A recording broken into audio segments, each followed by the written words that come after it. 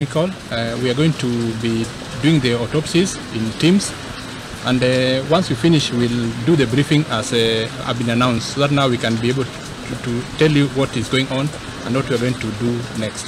That is all. Thank you. God bless you. Have a good day. Asante sana. Yes, Brenda. Yes, Brenda.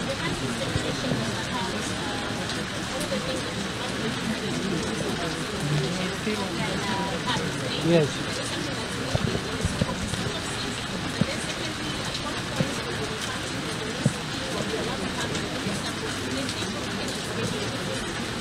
I think the second question on when the families can be able to access information is a technical issue. Dr. Oduor will answer that. But the first one I will answer, because you asked whether if the theory of organ harvesting is proved, whether that is part of the scope of the investigation. Definitely. If any of our people have their organs missing, we'll tell the world. There is nothing we are hiding. That is the truth.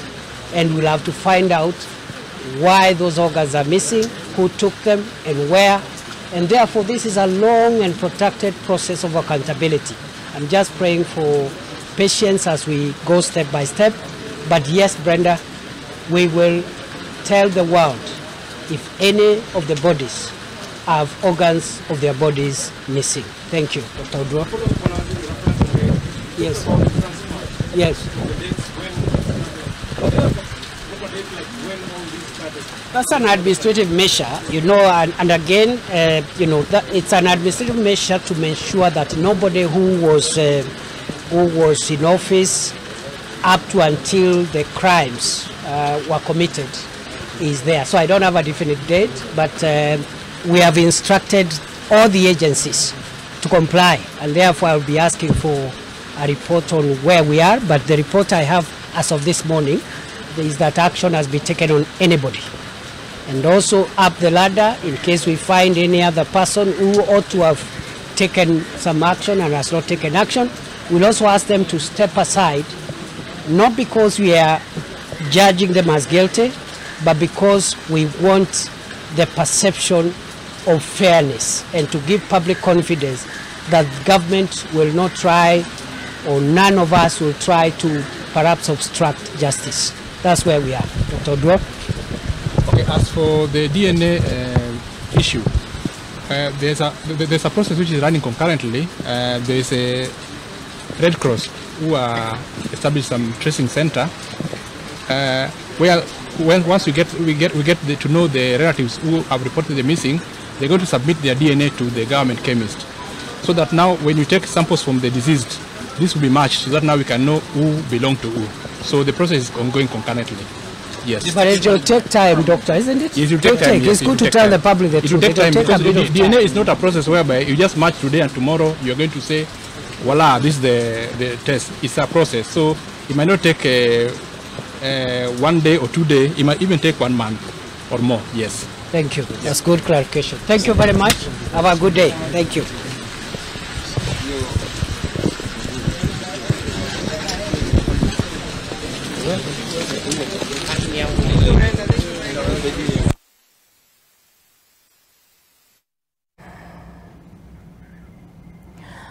All right, those were sentiments, or rather, we were live in Kilifi County, and Interior CS Kithure Kindiki was bringing us up to speed on the happenings that are ongoing in Shakahola, where thus far 109 people, the death toll is, or rather the bodies that have been exhumed stand at 109.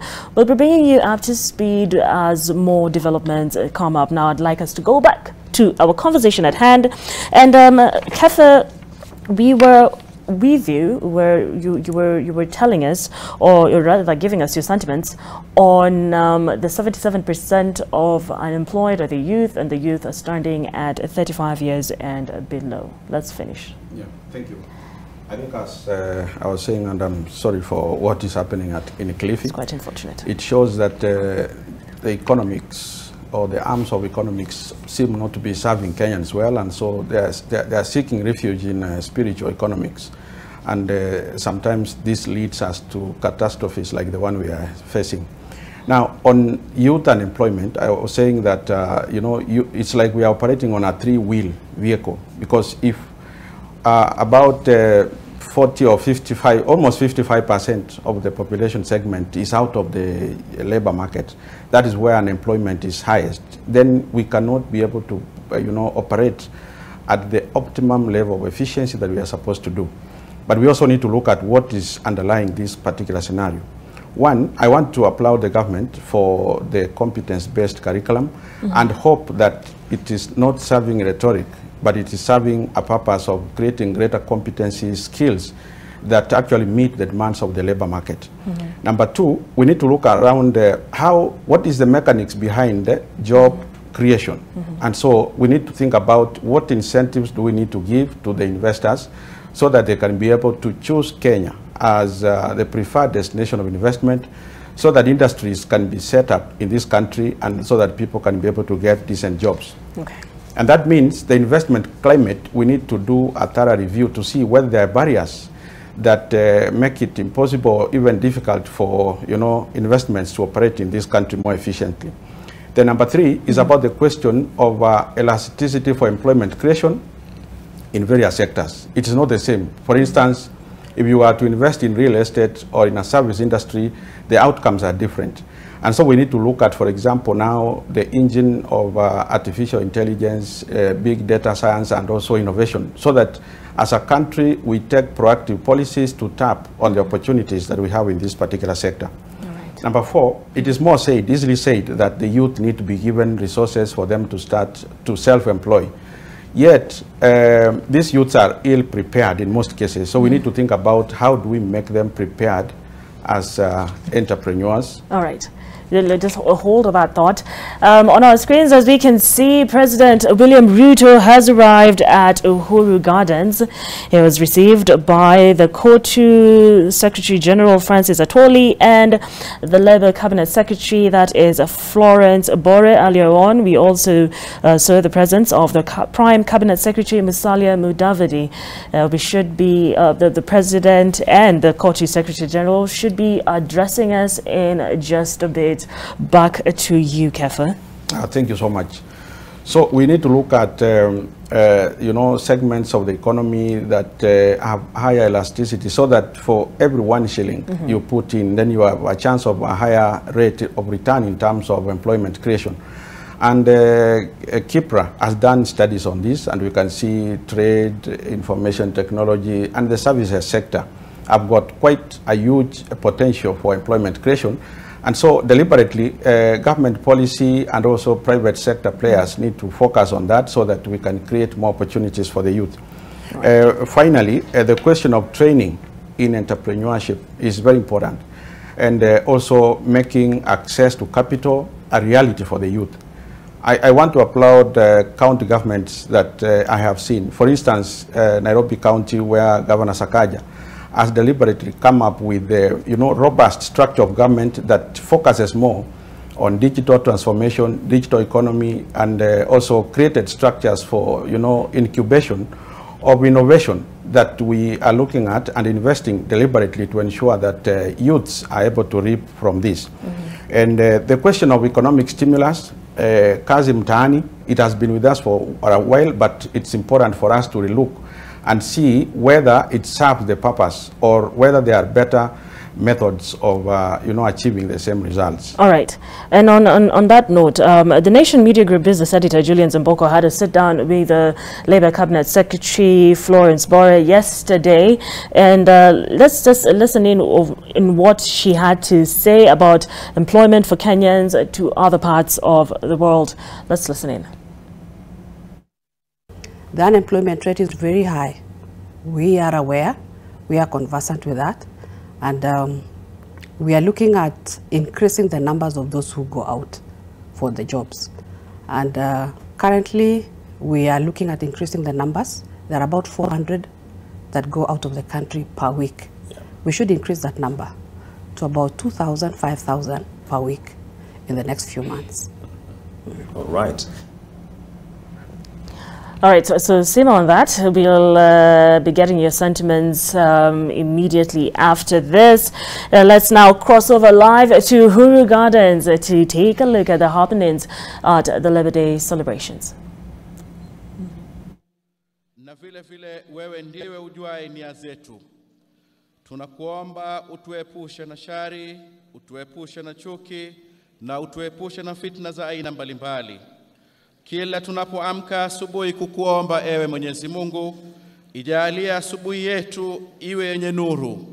Tunakuomba na ujalie mchana yetu kila siku iwe ni yenye furaha, na ujalie jioni zetu ziwe ni zenye kheri. Tunakushukuru ewe Mola wetu kwa kuitikia dua zetu ya kuiombea nchi yetu mvua. Tujalie iwe ni mvua yenye baraka na neema, na wala usitujalie iwe ni mvua ya karaha, majuto na maafa. Ewe Mwenyezi Mungu, wewe ndiye mwenye kuzisikia sauti zetu. Wewe ndiye mwenye kuzijua shida zetu, na wewe ndiye mwenye unaweza zifahamu nia zetu. Tujalie wepesi katika maisha zetu, na kila zito ulifanye sahali. Tujalie kuishi kwa amani na furaha, na utupe mafanikio na ustawi wa kiuchumi. Ya Allah, tunakuomba utuhesabu katika wale waliokuumba ukawapa. Utuhesabu katika waliokuomba ukawapa. Utuhesabu katika walioitaka neema yako ukawaneemesha. Na pia tunakuomba utuweke miongoni mwa waliokutegemea ukawatosheleza. Ya Allah, tunamuombea rais wetu Daktari William Samoei Ruto pamoja na viongozi wetu wote. Ewe Mwenyezi Mungu, muongezee busara katika kazi yake, muongezee subra, muongezee hekima, na vile vile muongeze uwezo katika utendaji wa kazi zake. Tunakuomba ya Allah, uwalinde na uwabariki wafanyakazi wote katika taifa hili wanaojitolea kwa bidii kila siku. Uzibariki riziki zao za halali na uwalipe kwa jasho zao, ewe Mwenyezi Mungu. Ewe Allah, kama taifa na kama nchi, tunakuomba kwamba popote pale penye kasoro au popote pale katika mapungufu ndani ya mienendo zetu, tunakuomba ewe Mwenyezi Mungu utusamee. Amin. Wa sallallahu ala sayyidina Muhammadin nabiyil ummi wa ala alihi wa sahbihi wa sallam. Amin.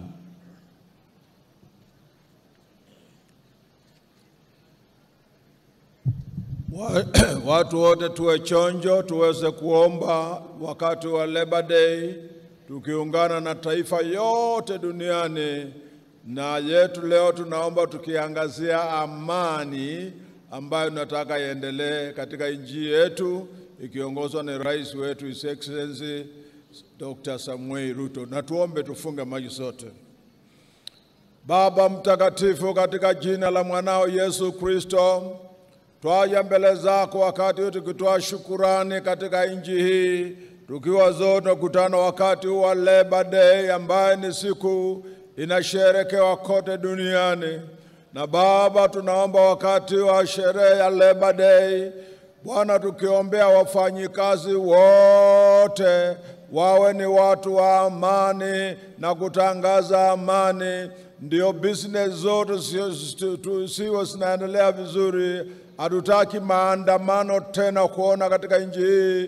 Tukisungumuza leo na tukiomba katika Labour Day, tunasaidia amani yako yaendelee, na mambo ya mapambano barabarani kuharibu business za watu wakiwa na sherehe sio na maana, tunaikataa katika jina la Yesu. Neema yako Baba na itoshe. Bwana, nakushukuru Bwana siku ya Labour Day, uendelee na kutubariki. Na wakati tunatoa shukrani kwa ajili ya kiongozi wetu His Excellency William Samoei Ruto na naibu wake Rigathi Gachagua, His Excellency, tukiwaombea waendelee vile wanaendelea kukaza mwendo na amani. Bwana, tuliomba wakati huo, na isipokuwa tulitoa kura, lakini wewe ulichagua Ruto kuwa kiongozi. Na siku vile mambo yale yamefanya kwa miezi 7, akiongoza miaka 5 au 10, atapindua Kenya hii ionekane kama Jerusalem. Na tunakuomba Bwana, mkono wako uwe juu ya Ruto, umulinde His Excellency Bwana, umulinde kabisa maisha yake, umpatie nguvu kabisa kuanzia siku ya Labor Day Mwokozi ya leo hai. Wafanyikazi wote wasimama pamoja naye, na neema yako Baba iwe pamoja nao kwa kila wakati wote. Tunaomba Bwana, mambo ya upinzani ukome. Tunamwombea hata Honorable Raila Odinga aweze kuzeeka akiwa na amani. Wakati uko naye ni wa retirement, aritire na amani, na tunamwombea amani. Mambo ya maandamano barabarani awachane naye, apumzike kwa amani. Kazi hii ulipatia His Excellency Samuel Ruto, ndio ulimpatia kazi yaendelee, na hatutaki kuona malumbano hapa hata pale. Kuanzia siku ya Labor Day ni siku ya kishujaa katika nchi yetu, na utaona mambo ya ajabu ikiendelea. Na kushukuru Bwana kwa ajili ya wafanyikazi wao, na waombea walinde na wabariki, na neema yako na itoshe, mfalme wa falme. Naja mbele zako wakati huu pia nikitoa shukurani kwa ajili ya katibu mkuu wa KOTU Francis Otuori, ambaye tumemwombea miaka nyingi, na taona hekima ile ulimpatia Baba inaendelea na kuinua Labor Day, inaendelea na kuinua watu wote wa Labor, wanaendelea vizuri na amani. Na kuomba waendelee na kumpatia nguvu, naye aje kumalia seka kwa amani, kwa sababu miaka hii yote ameweka mfano mwema Francis Otuori. Asante Bwana kwa kaunti zote 40. Tunaomba wakati wa Labor Day amani ianze katika Nairobi kwa gavana wetu His Excellency Johnston Sakaja. Amani ianze Nairobi na isambae kote katika kaunti zote katika Kenya.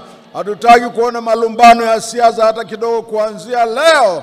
Leo ni siku ya kihistoria, na Bwana Mungu bariki nchi, na ubariki watu wote na viongozi wetu wote washirikiane. Endelea Bwana kulinda serikali yetu.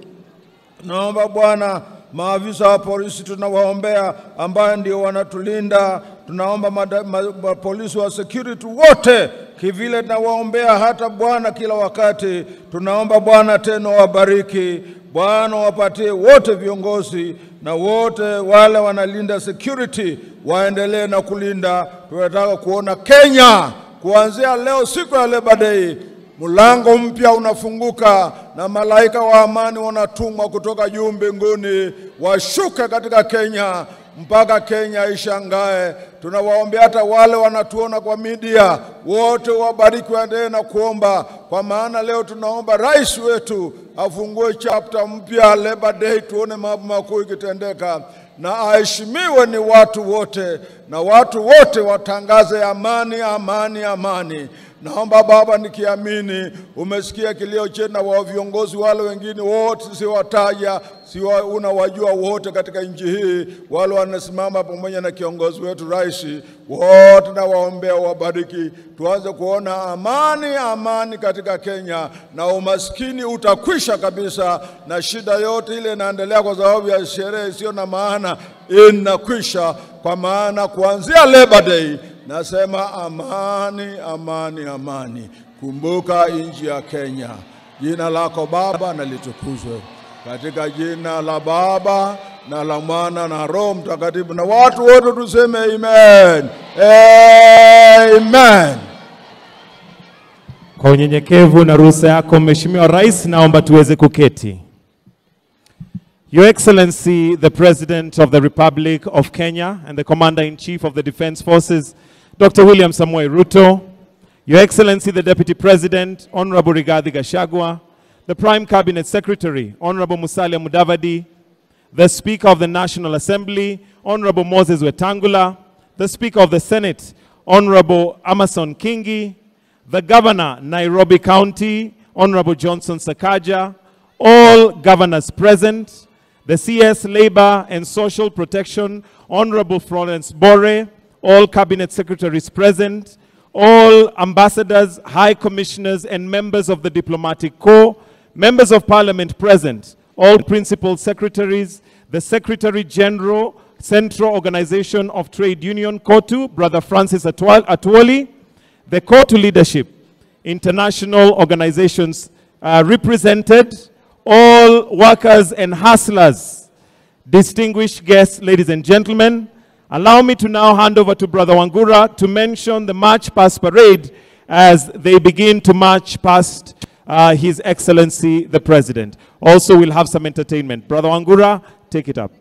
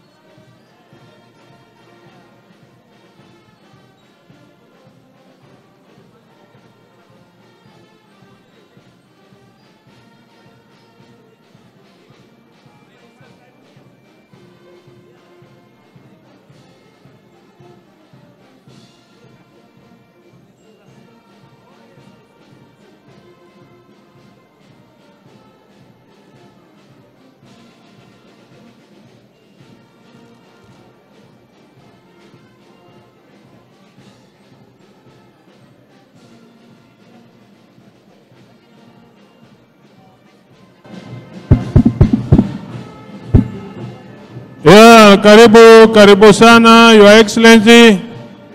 Ni wakati mwingine ambapo tunataka kuonyesha jambo gani, ni vitu gani tunafanya viwandani. Na kwa siku ya leo kwa hakika tumefurahi sana kuwa na wewe. Ikiwa ni siku yako ya kwanza, ukiwa kiongozi wetu mpendwa, kuhudhuria siku ya wafanyakazi. Ni siku kubwa, tunakutambua, tunakushukuru, tunakuenzi, na tuna kila sababu ya kufurahia wewe kuwa na sisi. Bila wewe sisi tujue tungekuwa wapi, lakini Mwenyezi Mungu anajua. Na ndugu yangu mhubiri ameongea mengi ambayo yanahusu. Kwa hivyo ni wakati ambapo tunaingiza vifaa ambavyo ni zetu zinatengenezwa hapa nchini. Na kwanza tunaanza na wale viongozi wa KOTU, wale ambao wanajua ya kwamba mkubwa wao ni ndugu wetu Francis Atwoli. Ndugu Atwoli ambaye anasimamia wafanyakazi wote katika nchi hii. Na amelinda KOTU kwa miaka mingi na anazidi kuongoza kwa ufasaha mkubwa, kuonyesha ya kwamba yeye anatosha na anaendelea kuongoza ile uwezo Mwenyezi Mungu amewapa na uwezo.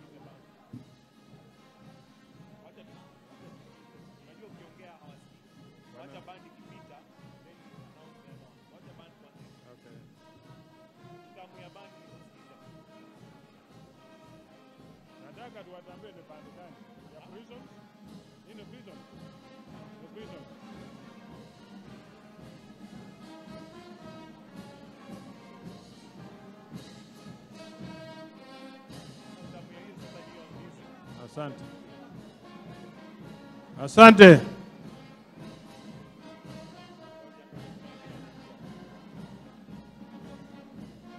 Wanaofuata ni wakina mama wa KOTU ambao wanawakilisha serikali ya KOTU, say no to gender violence. Wanakataa mambo ya gender violence, na hiyo iko katika ofisi ya mkubwa wetu ambaye anatarajia kuimalizia pamoja na kushughulika kuhakikisha hakuna dhuluma upande wa kazini. Wanaonyesha mambo mazuri ambayo na sisi kutuenyemisha ni jambo gani nataka kufanya. Environment, pia wako hapo, hakikisha ya kwamba mazingira yetu iwe mazuri ili iwe ya kupendeza. Bila hiyo hatuwezi kuwa na mambo ambayo inafaa, na sisi wote tunashiti kuongea na kunena yaliyo mazuri.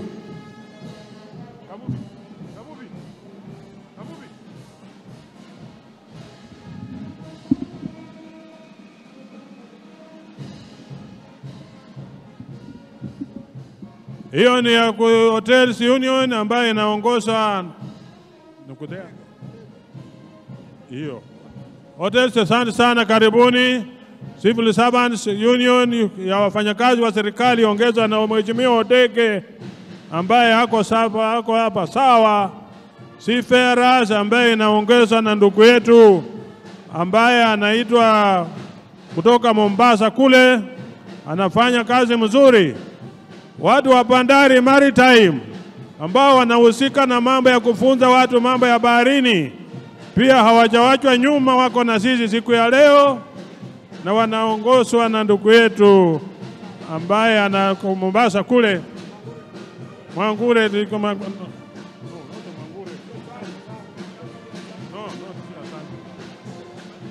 Sea and Food Design, wao watu wanatengeneza vyakula kutoka kule viwandani. Wako kila kitu, na si watu wa kueleleza mambo yote. Alafu wanapata na Kenya Railways ambayo inaongoza na ndugu Chumo ambaye pia inahakikisha ya kwamba mambo ya SGR na ingine wana matumaini hiyo itaongoza.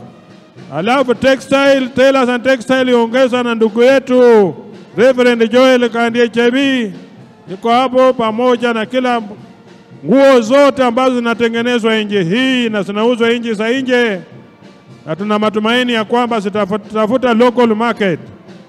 Zote watu ambao wanafanya kazi kwa roho safi na kwa njia safi sana. Hizo nguo kuna mambo mengi ambayo yanasema juu yao ya kwamba mambo ya ushuru yaangaliwe na wataangalia vilivyo.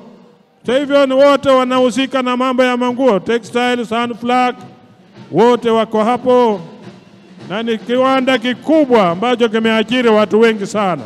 Na washukuru kwa kazi nzuri ambayo mnafanya. Tulali na baridi, tunapata blanketi, tunapata kujifunika kwa njia iliyofaa, na nguo tunafaa vizuri sana. Textile industry, kiwanda kikubwa ambacho uwezi ukasema ni kiwanda cha aina gani. Banking and insurance companies,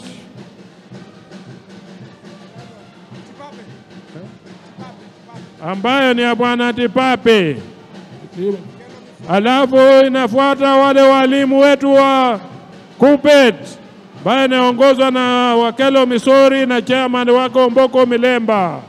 Wako na shambo mapo wanazungumzia, wana ukweli, wanajiamini na wanafanya kila wanapoleza.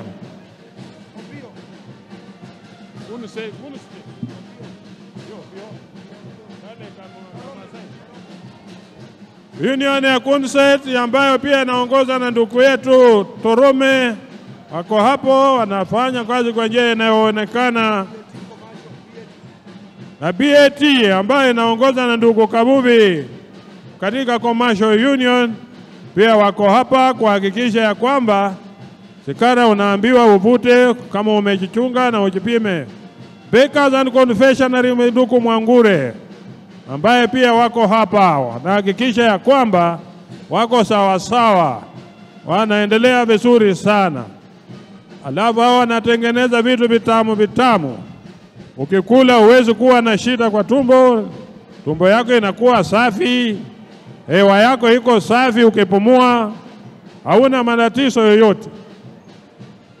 CPA Shoe and Leather ambaye inaongozwa na ndugu Maina, hao pia wanahakikisha tusiwe na shida, viatu ziko, usikae bila kuvaa viatu. Viatu ni zako na ziko kwa fujo. Kwa hivyo uhakikishe ya kwamba unafaa viatu, usije ukashitwa na wadudu wa kukula miguu yako. Nilisahau viatu. Siko za kila aina. Watu wa Bata ndio hao na hakikisha tunavaa viatu vya quality yao ambayo ni nzuri sana. Alafu hao wanafuatwa na wenzetu ambao wanaonyesha maridadi, watu wanashona manguo na wanahakikisha ya kwamba Royal Garments, hao ni watu wanashona manguo vizuri sana. Kazi yao inatambulika na inapendeza sana. Watu wa EPZ. EPZ is a white industry. New White Apparels, EPZ. Wote wako hapa. Na tutahakikisha ya kwamba wote wanaruhusu wafanyakazi kujiunga na vyama vya wafanyakazi. Jambo la muhimu, kama kuna kiwanda ambacho kitapinga wafanyakazi wao kujiunga, tutalilia baba hako hapa leo, atatusaidia.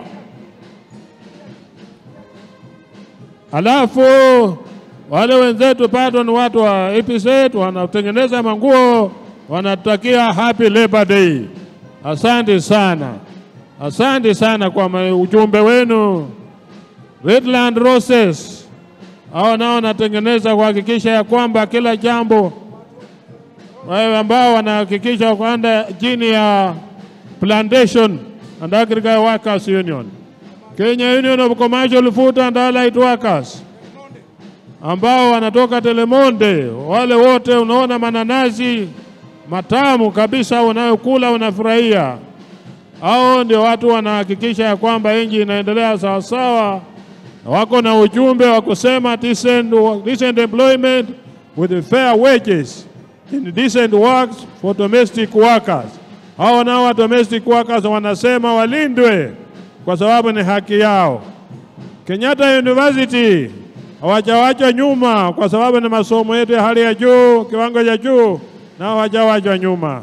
Kakuzi ambaye ni ya Plantation pia iko hapa na wanafanya kazi mzuri sana.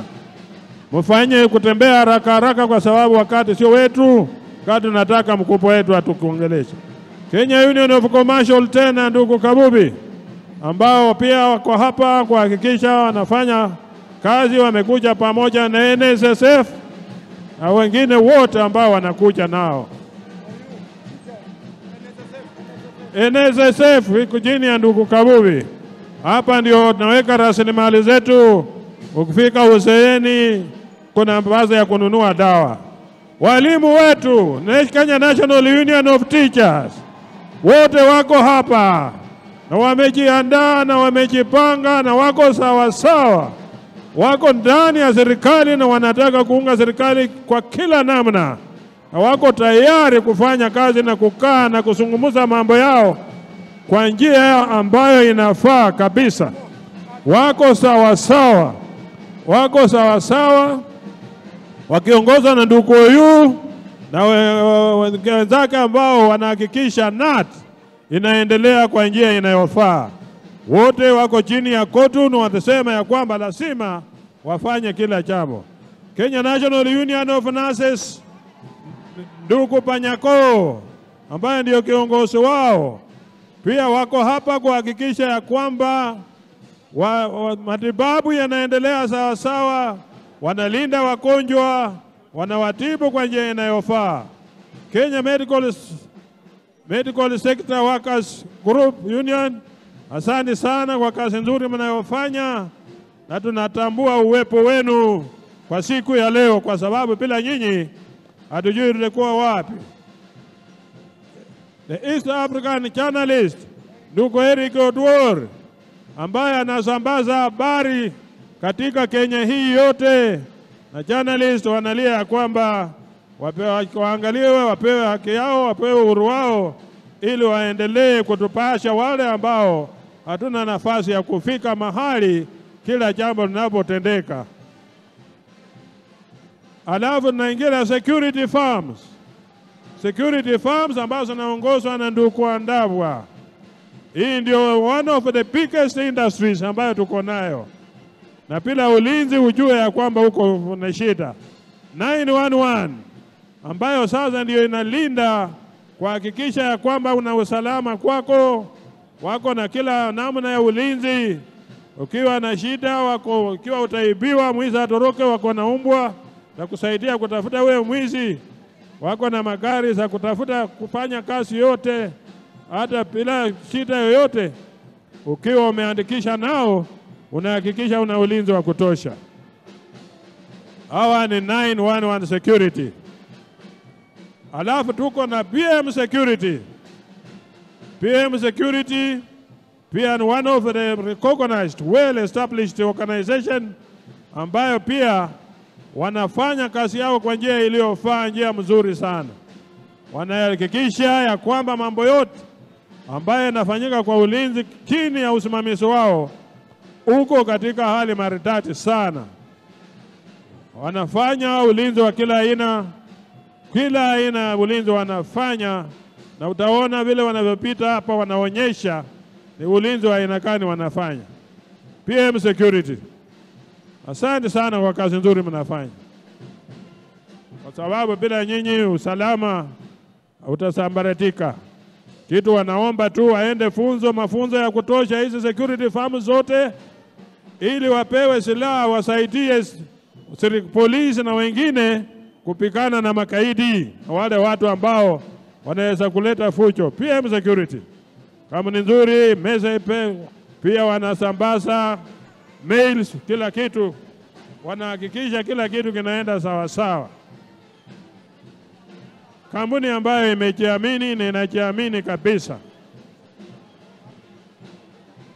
PM Securities, kila jambo.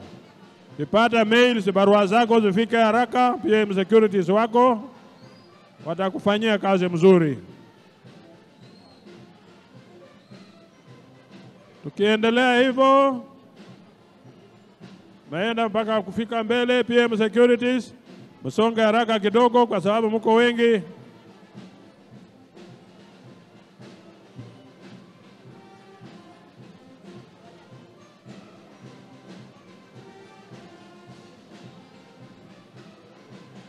Tukiendelea hivyo, hii ni kiwanda cha ndugu Andabwa ambaye anasimamia haya mambo yote.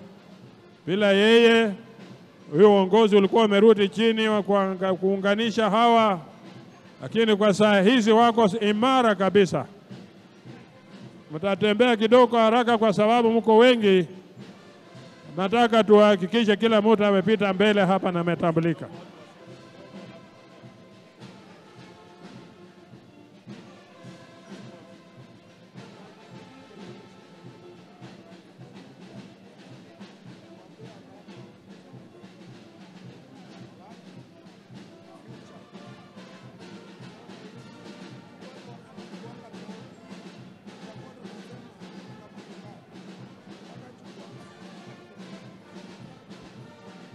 G4S Securities, kampuni ambayo pia inatambulika kikamilifu na kazi yake inajulikana kwa kazi ambao wanafanya both locally and internationally.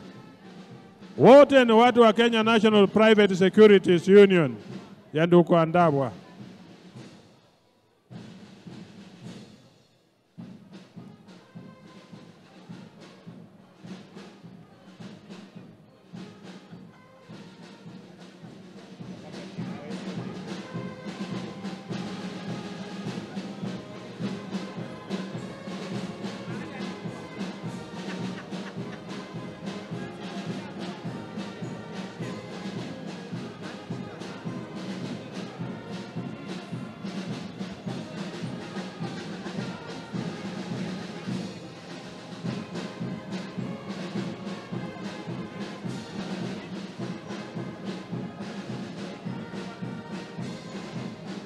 Securex ni famu ingine ambayo inadili pia na ulinzi na mambo ya kuhakikisha Kenya inalindwa vizuri kupitia kwa kampuni yao ambayo pia ni ya ulinzi na inafanya kazi mzuri.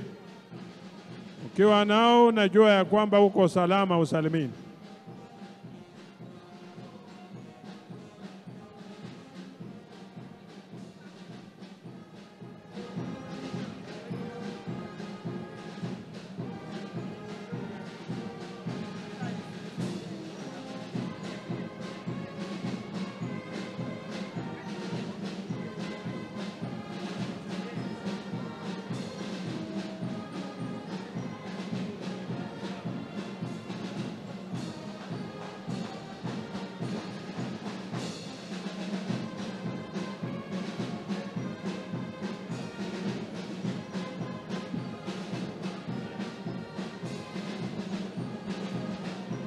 Inafuatwa na SGA Security, kampuni ambayo inatambulika pia kwa kazi nzuri ya ulinzi na kila aina ya security firm, one of the most recognized security firms ambayo inafanya kazi yake kwa njia ya maridadi sana.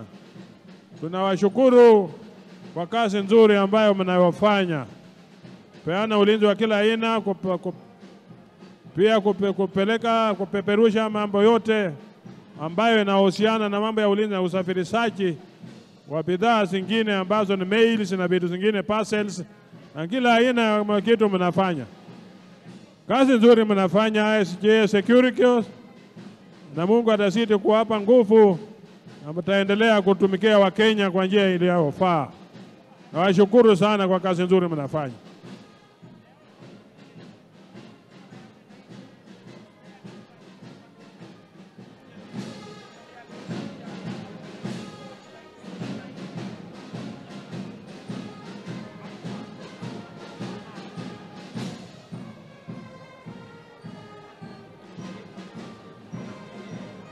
Wale wengine wako nyuma watembea haraka kidogo, kwa sababu tunataka kila mtu malize hii kituingie kwa sehemu nyingine.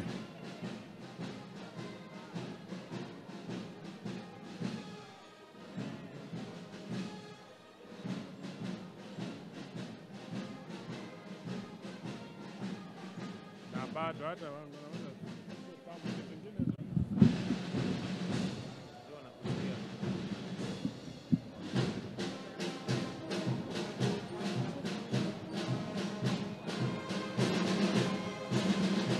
KK Securities, ile farm ambayo ni kampuni inajulikana kwa kazi mzuri wanayofanya kwa mambo ya ulinzi.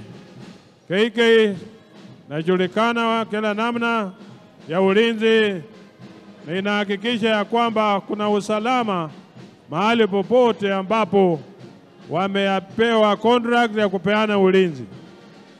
Wanafahamisha kampuni zao haraka ikiwa kuna emergency ambayo inahitaji reinforcement. Kampuni mzuri sana ambayo pia inatambulika kwa njia mzuri sana. Asante sana KK Security.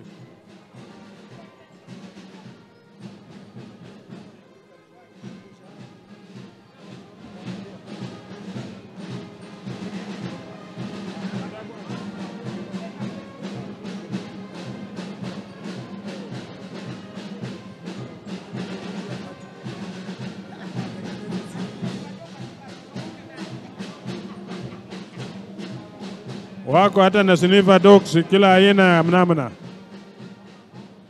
KK Securities, very organized, very established and up to the task. Asante sana, ni watu wazuri.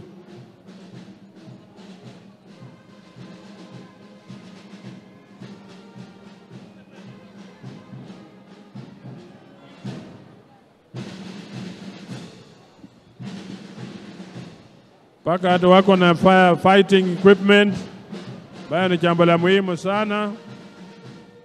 Tunawatambua, tunawapenda, tunawashukuru.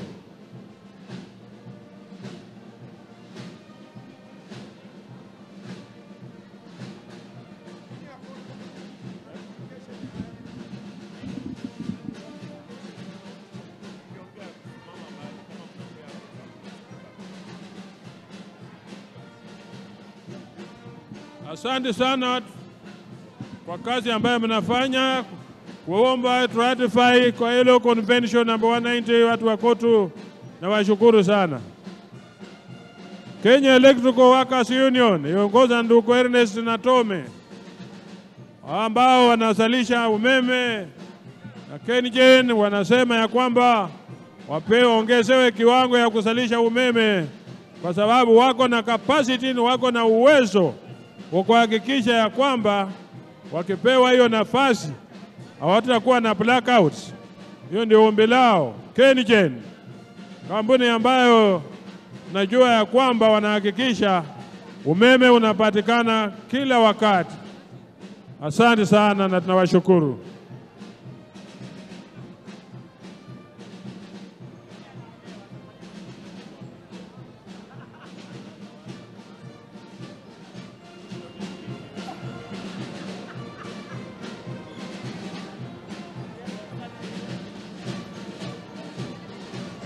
Hawa wa kwanza ni wa kusalisha na wenye wanafuata sasa ni wa kusambaza.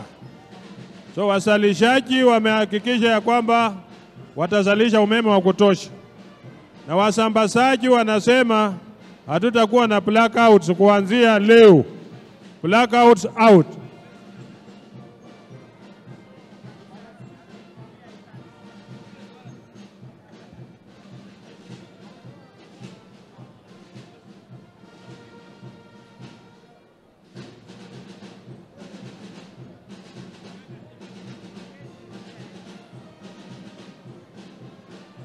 Wanaonyesha ujuzi wa kazi zao vile wanafanya katika kuhakikisha ya kwamba wanasambaza umeme kila mahali.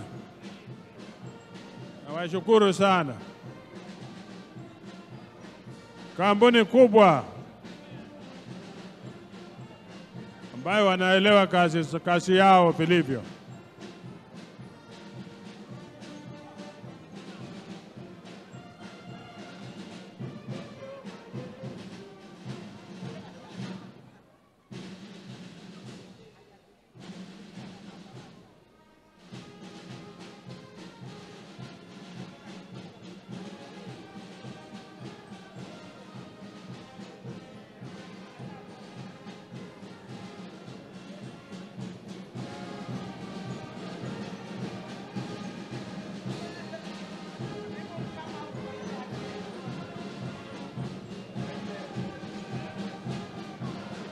Asante sana Kenya Power.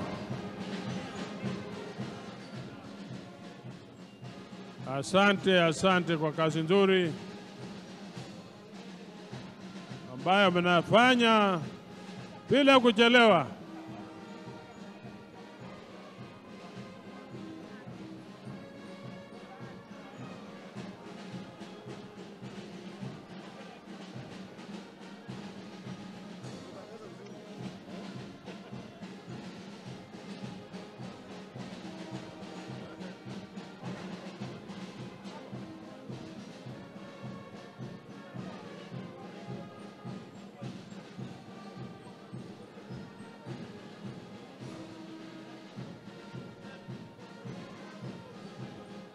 Hawa na wengine wanaitwa hata class ambao wanaongozwa na ndugu Okoth Chapilo.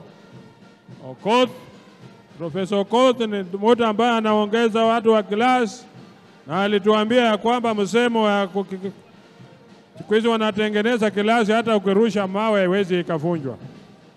Hapa inafuatwa na Commercial Food and Allied Workers tena ambao wanaongozwa na ndugu Kabubi.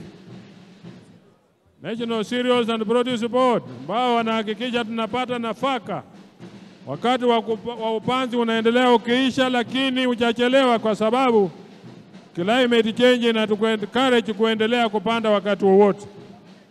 Bila mvua inanyesha, tuhakikisha tunapata nafaka ya kutosha kupanda mashamba yetu ili tukabiliane na hii shida ya njaa.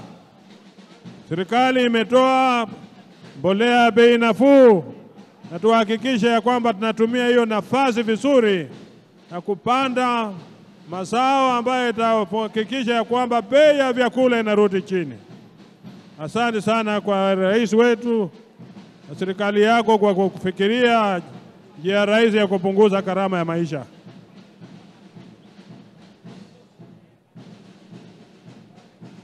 Hawa ni watu wa kutengeneza makaratasi na vitu zingine za kutumia kwa haja za tofauti, wakiongeza na chairman general wetu ndugu Rajab Mondi.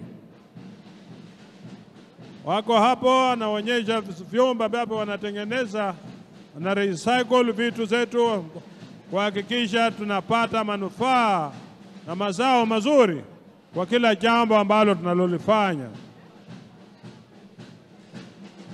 Asanteni sana kwa kazi nzuri ambayo mnafanya na mnatambulika kwa kila nchi, kila kona ya nchi yetu hii.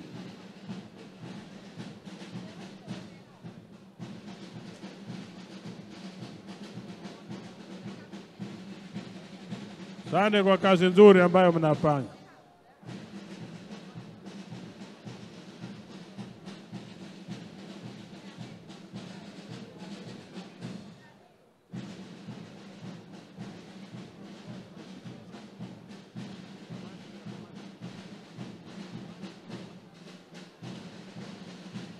Asante sana. Hiyo ni commercial union pia inapita hapo, alafu inafuata na Kenya Veterinary ambayo inaongozwa na ndugu yetu Dr. Miheso ambaye anaongoza watu wa veterinary.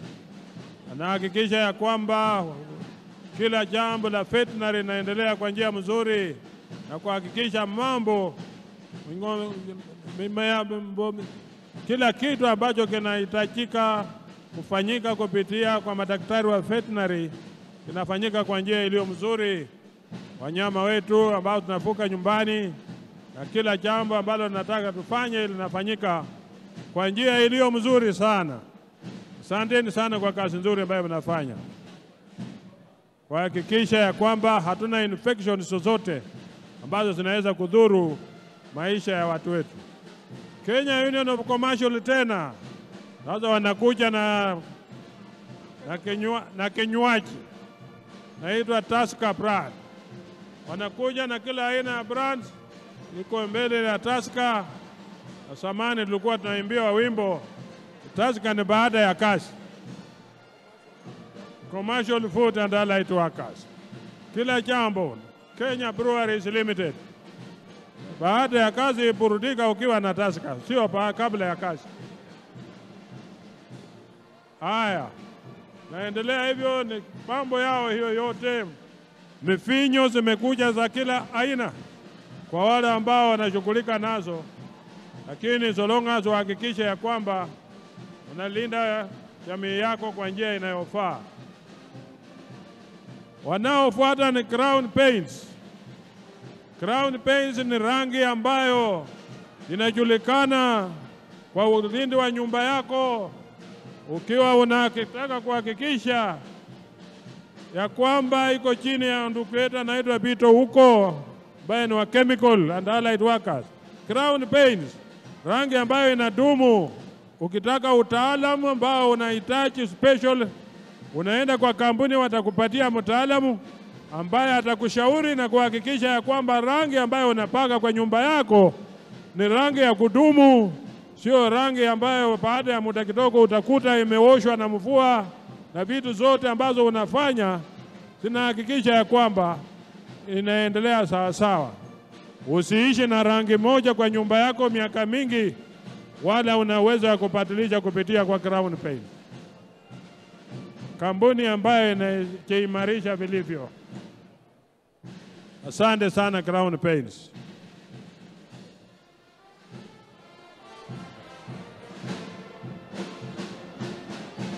Naendelea hivyo.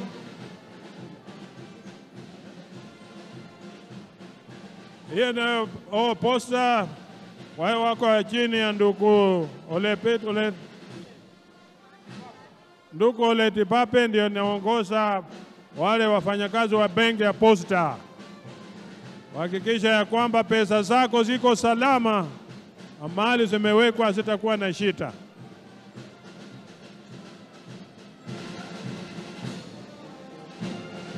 Asante sana. NSSF, shirika ambalo linachunga maslahi ya wazee. Hakikisha pesa zako ziko salama. Ndugu Kabubi ndio anasimamia hapo kwa NSSF pamoja na NHIF, matibabu kwa wote. Universal Health Care iko chini ya NHIF. Na tuhakikisha ya kwamba watu wote wanatibiwa kwa hali ambayo ni mzuri sana, kuhakikisha usalama uko katika mwili zetu, na kila jambo tunalolifanya ni jambo ambalo linafaa sana. Kenya Tourism ambaye inaongozwa na ndugu Ndolo pia iko hapo na kuhakikisha inaendelea mzuri sana. Kenya National tena of Private Security ambao walikuwa wamechelewa, lakini nawashukuru kwa kufika kutangaza ya kwamba hiyo union ni union ya kiwanda kikubwa ambacho kimeandika wafanyakazi wengi sana, na hiyo ni kazi nzuri. Nawashukuru sana, na Mungu azidi kuwapa nguvu na hekima ya kuhutumia Wakenya kwa njia nzuri na uaminifu na utilivu. Jambo la muhimu, ukipewa nafasi ya kungoja mahali kulinda mali ya mtu, ulinde kwa njia ambayo ni yana manufaa sana.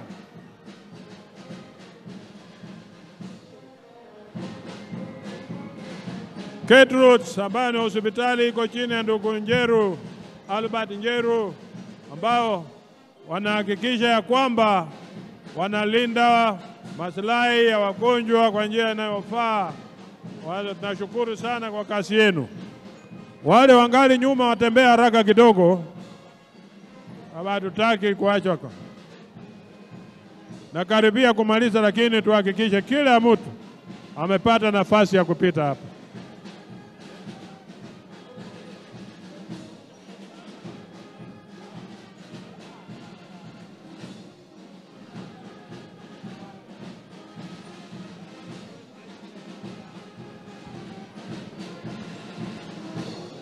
Transport and Allied Workers Union ikiongozwa na ndugu Mihadi ndio sasa inaingia kuonyesha sisi ni mambo gani wanatenda kuhakikisha kila kazi inaendelea sawa sawa. Kenya Decent Work ndio wanaitisha tao. Wanataka wafanyakazi wapewe kazi kulingana na maslahi mazuri, kazi iwe sawa sawa, wapate mshahara mzuri na wawe salama katika sehemu sawa za kazi.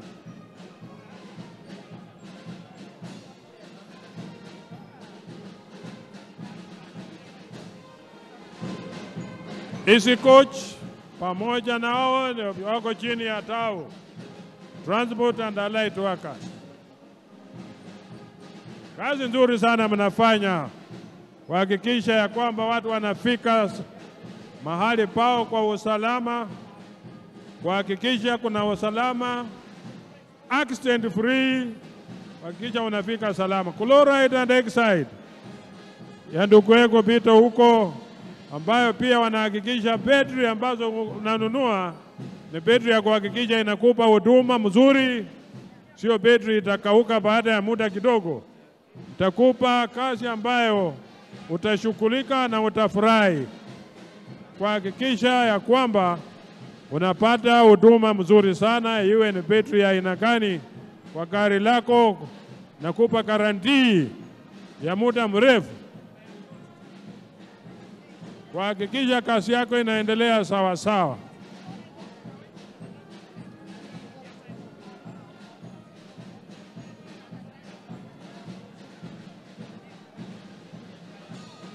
Haya, Amalgamated Union, Roso Mamo ambaye anaongoza union hiyo, mama mzuri sana.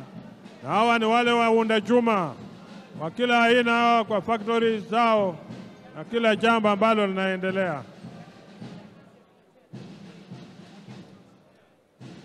Haya, mfanya haraka, tunataka tumalize hiko kipindi mbio mbio, haraka sana. Kio huko mbali tutawaonyesha mwaka ujao.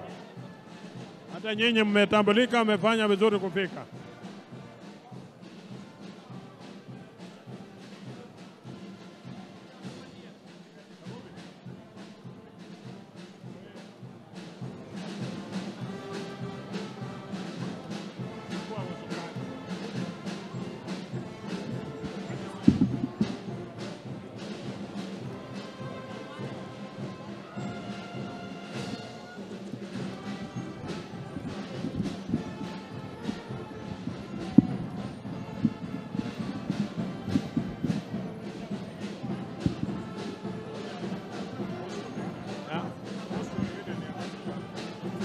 Postal Union ambaye inaongozwa na Deputy General Secretary ndugu Francis ndugu Okwaro Benson.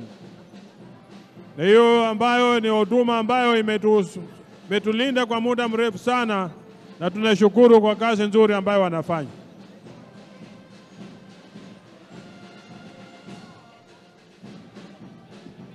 Haya basi, tunaenda kumalizia kwa maonyesho ya viwanda na vikundi mbalimbali, wafanyikazi mbalimbali, ili tuende kwa orodha nyingine katika ratiba yetu.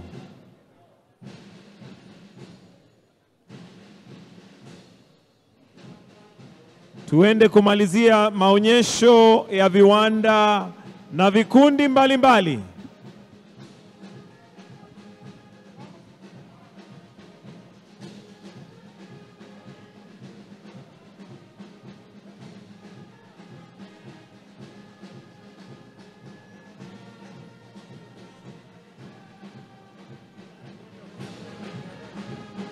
Wanaokaribia sasa ni the Kenya Petroleum Workers Union, wakisema they serve workers right.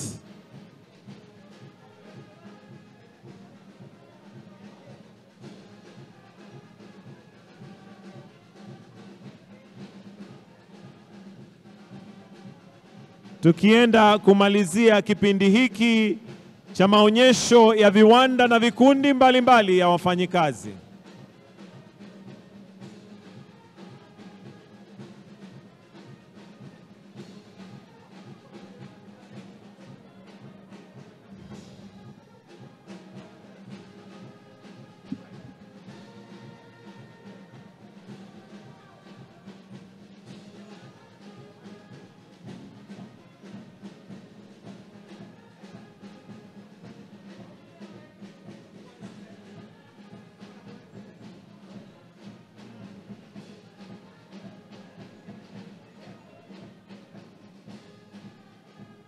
Pale pia tunaona Thailand Carpet ambao wanafanya vitu mbalimbali vya ujenzi, wakifuatwa na Nairobi City Water and Sewerage Company Limited. Tukienda kumalizia maonyesho ya viwanda na wafanyikazi na vikundi mbalimbali, ili tuende katika mwelekeo mwingine katika ratiba yetu ya leo. Tukimalizia pale na Nairobi County,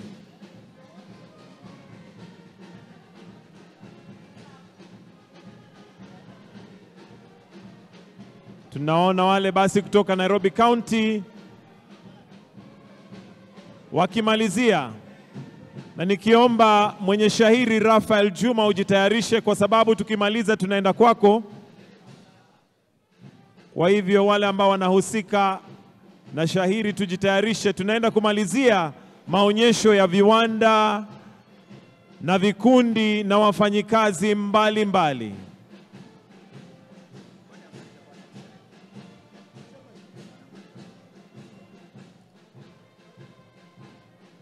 Nairobi County pale wakiwa na mbwekse. Ndio hiyo. Najua gavana wa Nairobi County anaelewa mbwekse sana. Ndio hiyo basi. Haya basi, tukienda kumalizia pale, Mheshimiwa Rais, tunataka kwenda katika kipindi kingine, na mwenye shairi ambaye anaja aitwa Rafael Juma, na shairi lake ni siku ya wafanyikazi. Kwa hivyo tumemalizia kipindi cha maonyesho kwa sasa, na viwanda ni vingi, kuna vile ambavyo hawakuweza lakini ni wingi. Na sasa tunataka tupate shairi kutoka Rafael Juma, na shairi lake laitwa siku ya wafanyikazi. Juma, twende kwako.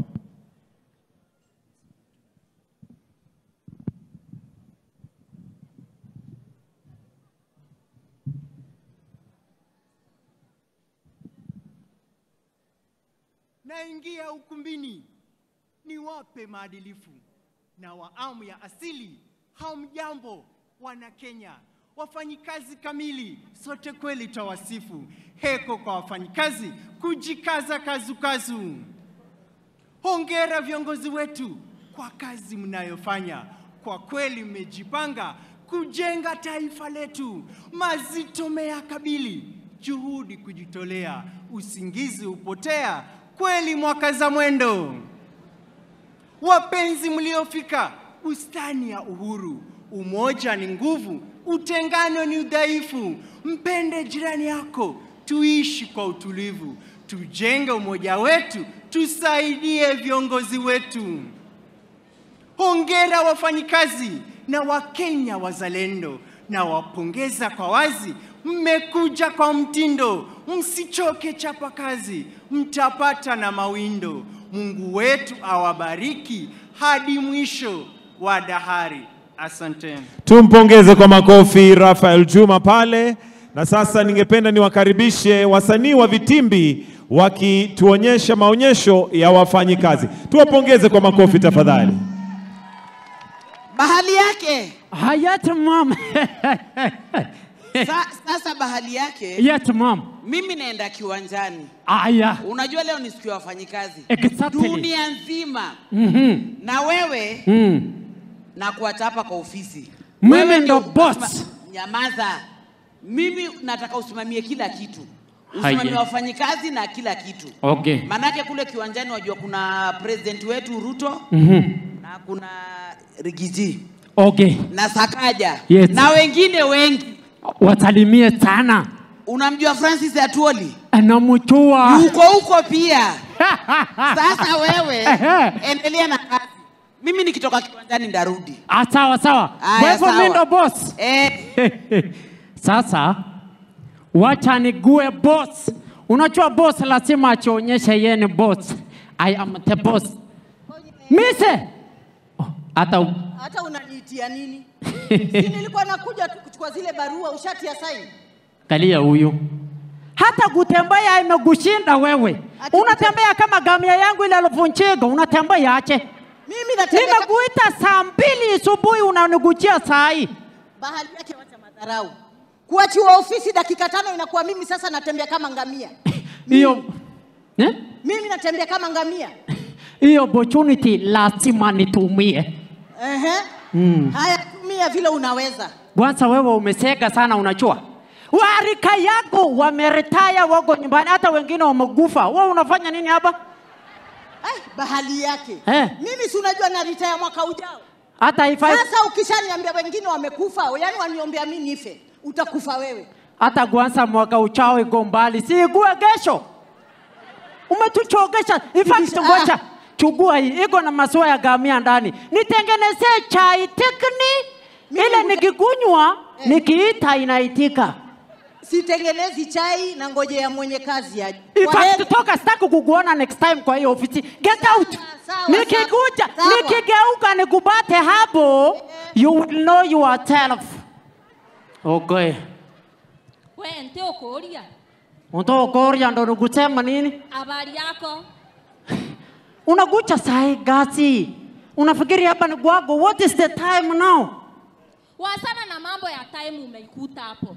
Kwani wewe yenyewe hata nabii alisema wako na maso lakini hawaoni. Hauoni nimetoka hospitali kuongeza maji? Maji? Kwa nini ujisumbue na ungesema wekea kwa kikombe ukuje kama unakunywa? Ndio koria. Umepatiwa ofisi dakika 2 na sasa umeanza kutugaragaza. Wewe sikisa. Umetuchogesha hapo wewe hata uchandikwa na kitu. Mfaka leo una gas smart. Waanza kuniangalia please. Sasa nikwambie, hiyo dhongi yote unaona mimi ni bibi wa wenyewe. Is that okay? Bibi ya wenyewe. Sasa hii ni mguu ama ni mkono? Unatembea na mguu ama na mkono hii? Ni saiva. Wacha nikwambie. In fact wewe hata hauna nyota. Nyota iko huko juu, mimi na nyota tunapelekana wapi? Nabii wetu alisema watu wako na mandevu kama wewe hawawezi ona ufalme wa mbinguni. Kwa hivyo niache mimi nifanye kazi vile inafaa. Wacha kunifinyilia. Na by the way, Uncle Franco anajua unanifinyilia hivi kazini. Wewe wachana na Franco, sikisa. Si baadaye tuende kwa Faisal tugule kidogo baadaye alafu takupeleka bahali. Wewe, nimekwambia mimi ni bibi wa wenyewe. Asana na mimi. Toka hapa basi, toka una faida. Kwenda. Huyu hata ako na bahati bahali yake mwenyewe. The most handsome guy in the world amemuongelesha. Bahali yake. Nimerudi. Oh mami, kazi iko sawa. In fact kila kitu inaendelea mzuri sana. Naona hata mimi naendelea vizuri. Naulizaje Mise iko wapi? Mise? Ule mama. Huyo amechoga, amechaba. Amebit, nimefukuza yeye. Umemfukuza kazi? Anafanya nini? Mimi nataka watu chap chap. Na ule mama anaitwa Rebeka yuko wapi ule mlemavu? Huyo nikimuita asubuhi ananikujia saa 7. Sasa nikafuta yeye gasi. By the way, nakuletea Fardosa anagucha. Sikiza nikuambie. Huyo mama anaitwa huyo mlemavu ni mama amesoma. Ana degree zake. Nilimwandika hapa kazi kwa sababu ya ujuzi wake. Mama Kayai. Kwa nini umemfuta kazi? Mama Kayai ngoja kwanza. Mimi naitwa Onjiri the Cricket. Mimi ni afisa kutoka kotu. na tumesikia kwamba kuna mtu ananyanyasa wafanyikazi. Ni kweli, ni kweli. Na sisi kama KOTU tukisikia mtu ananyanyasa wafanyikazi, tunakimbia hapo chap chap. Umefanya vizuri. Ndio huyu hapa. Huyu. Aki uko na bahati ni mimi nimekuja. Na kuambia Secretary General wetu angekuja. The one and only, His Eminence General Atuoli. Na kuambia angekaa hivi akuangalia akuambie msensi wewe. Nani mshenzi huyu? Msensi sana. Hata uko na bahati sipendi maandamano. Ningeandamana kwa hiyo uso yako vibaya sana. Mbona unabagua watu? Ona huyu. Mimi nakwambia sisi kama KOTU tuko na vitu tatu ambazo tunafuatilia. Ya kwanza ni economic growth. Yaani ndio. Kwa sababu president pia anasema hivyo. Ya pili ni political stability. Ya tatu ni job creation. Alafu wewe badala ya kucreate unaharibu. Huyu ni wa kuangusha nchi. Nene. Huyu ni kusukuma gasi. Wewe nyamaza. Sikia nikuambie. Yes. Umefanya vizuri sana kuja hapa. Na mimi nimefurahi manake pia wafanyikazi wangu wote wako kwa KOTU. Yes. Sasa mimi ndio mwenye kampuni. Na mimi ndio nachukua sheria ya huyu. Si ulifuta wenzako kazi? Walikuwa weak. Na mimi nimekufuta kazi kutoka dakika hii. Correct. Niko na watoto 24, bibi ni watatu, please. Shauri yako. Ukifuta wenzako toka. Please. Toka. Please msinifuguse. Please mami. Mami please. Nisaidieni wai. Gasi yangu wai. Haya basi tuwapigie makofi wasanii wa vitimbi pale wakituelezea kazi ambayo inafanywa na KOTU ambayo ni kazi muhimu sana. Na kwa kipindi cha entertainment, kitu cha mwisho sasa ni NHIF Choir ambaye watatuimbia wimbo Hongera Wafanyikazi. Leo ni siku ya wafanyikazi na wanatukumbusha kwamba wafanyikazi ni watu wa muhimu sana, na wimbo wao ambao unaitwa Hongera Wafanyikazi. Kwaya iliyo mbele yako Mheshimiwa Rais ni NHIF Choir.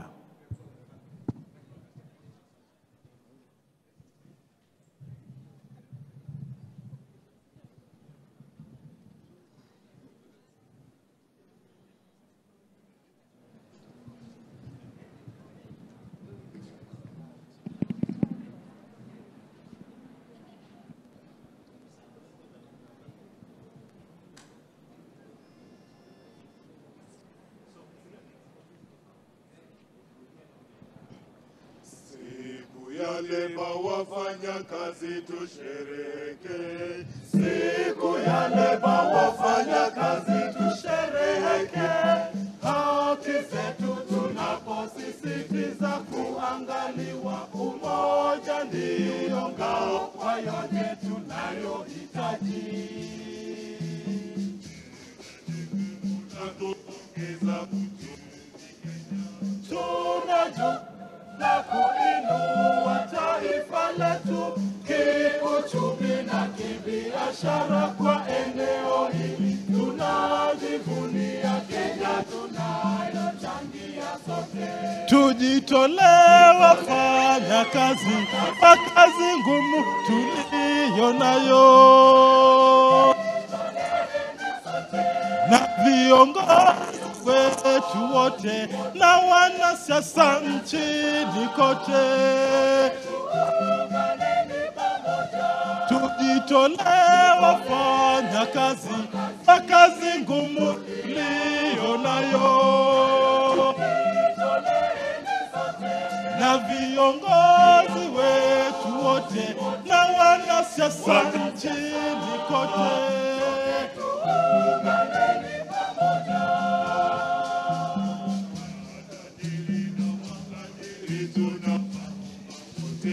Matajiri waajiri tusikizane kikazi. Mtuelewe nasi pia tuwaelewe ninyi, ili shida zetu tuweze kutatua pamoja. Fikira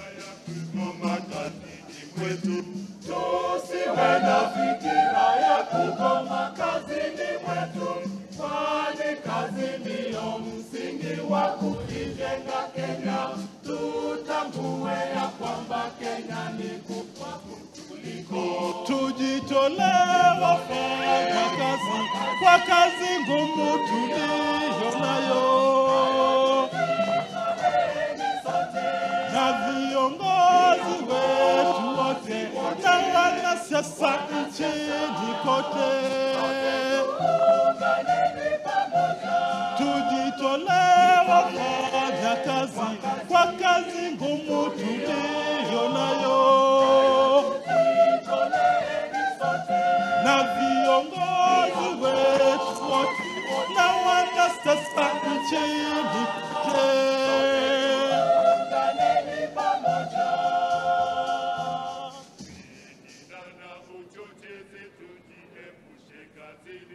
Fitina na uchochezi tuviondoe kazini, ukoo usitumike kupandishwa madaraka, ukabila usitutenganishe wafanya kazi. Ninaipenda kwa moyo wote. Kenya ni nchi ninayothamini kwa moyo wangu. Upendo, amani, utulivu uweze enea. Baba Mungu twaomba ubariki nchi ya Kenya. Tujitolee wafanya kazi kwa kazi ngumu tuliyo nayo. Na viongozi wetu wote na wanasiasa nchini kete. Tujitolee wafanya kazi kwa kazi ngumu tuliyo nayo. Na viongozi wetu wote na wanasiasa nchini kote. Tujitolee wafanya kazi kwa kazi ngumu tuliyo nayo. Na viongozi wetu wote na wanasiasa nchini kote. Tuungane pamoja. Haya basi, tuwapongeze na tuwapigie makofi. Asante sana NHIF Choir. Tunawapongeza, asante, asanteni.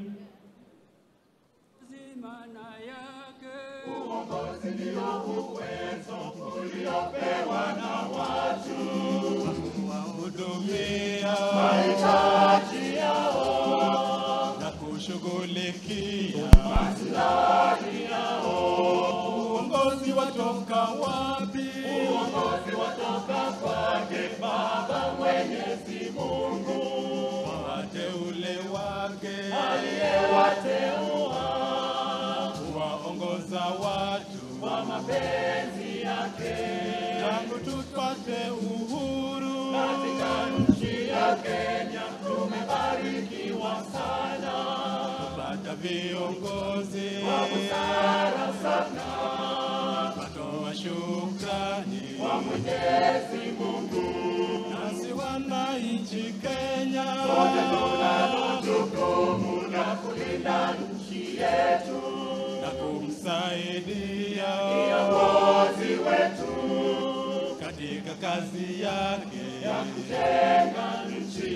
Nasi wananchi Kenya sote tunalo jukumu la kulinda nchi yetu na kumsaidia kiongozi wetu katika kazi yake ya kujenga nchi. Kenya ni imara, sote tunajivunia. Kenya ni imara, sote tunajivunia. Kenya ni imara, sote tunajivunia. Kenya ni imara, sote tunajivunia. Kenya ni nchi nzuri sana, lazima tuilinde. Kenya ni imara, sote tunajivunia. Usikubali wachochezi waiharibu Kenya. Kenya ni imara, sote tunajivunia. Wananchi wetu wetu wa Kenya tuheshimu mamlaka, kwa sababu uwezo wote watoka kwa Mungu juu. Kenya ni imara, sote tunajivunia. Tukitaka maendeleo katika nchi yetu, ni lazima tuungane sote tujenge nchi yetu. Kenya ni imara, sote tunajivunia. Vigelegele na nderemo tushangilie Kenya. Kenya ni imara, sote tunajivunia. Vigelegele na nderemo tushangilie Kenya. Kenya ni imara, sote tunajivunia. Tuungane na viongozi tukijenga taifa. Kenya ni imara, sote tunajivunia. Tuungane na rais wetu tukijenga taifa. Kenya ni imara, sote tunajivunia. Vigelegele na nderemo tushangilie Kenya. Kenya ni imara, sote tunajivunia. Vigelegele na nderemo tushangilie Kenya. Kenya ni imara, sote tunajivunia. Uongozi maana yake uongozi ndio uwezo uliopewa na watu wahudumie kazi yao, kushughulikia maslahi yao. Uongozi watoka wapi? Uongozi watoka kwake Baba Mwenyezi Mungu, kwa wateule wake aliyewateua kuwaongoza watu kwa mapenzi yake. Haya basi tuwapongeze, asante sana NHIF Choir, tuwapigie makofi wakienda kuondoka. Asanteni sana sana sana. Sasa, Your Excellency, with your permission, I would like to now call upon the Deputy Secretary General, Organization of Trade Unions, Brother Benson Okwaro, to make his welcoming remarks. Benson Okwaro, karibu.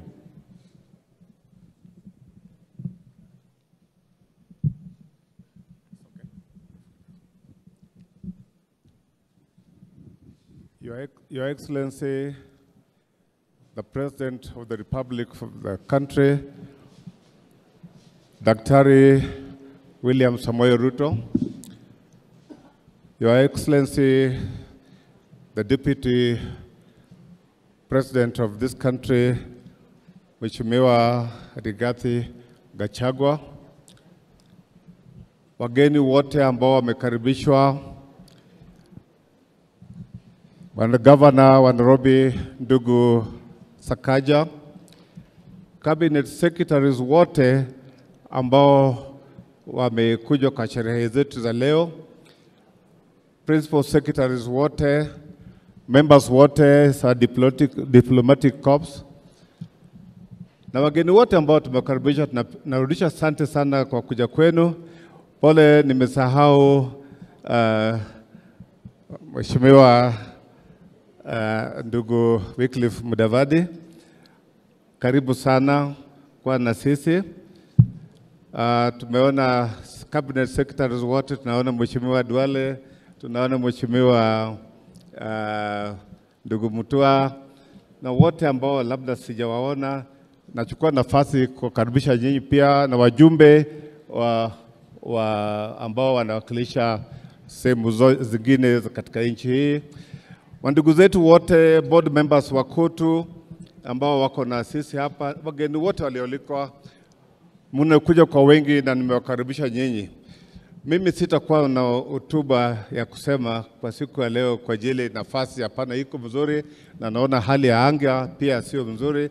So nitataka kuchukua hii nafasi tukaribisha governor wetu wa Nairobi ndugu Sakaja, ili aje azungumuze na baadaye aite Sister Jacqueline Mugo ambao tunafanya kazi karibu na yeye sana, na amekuja hapa ili atubie wafanyikazi wa katika nchi. Karibu Bwana Sakaja.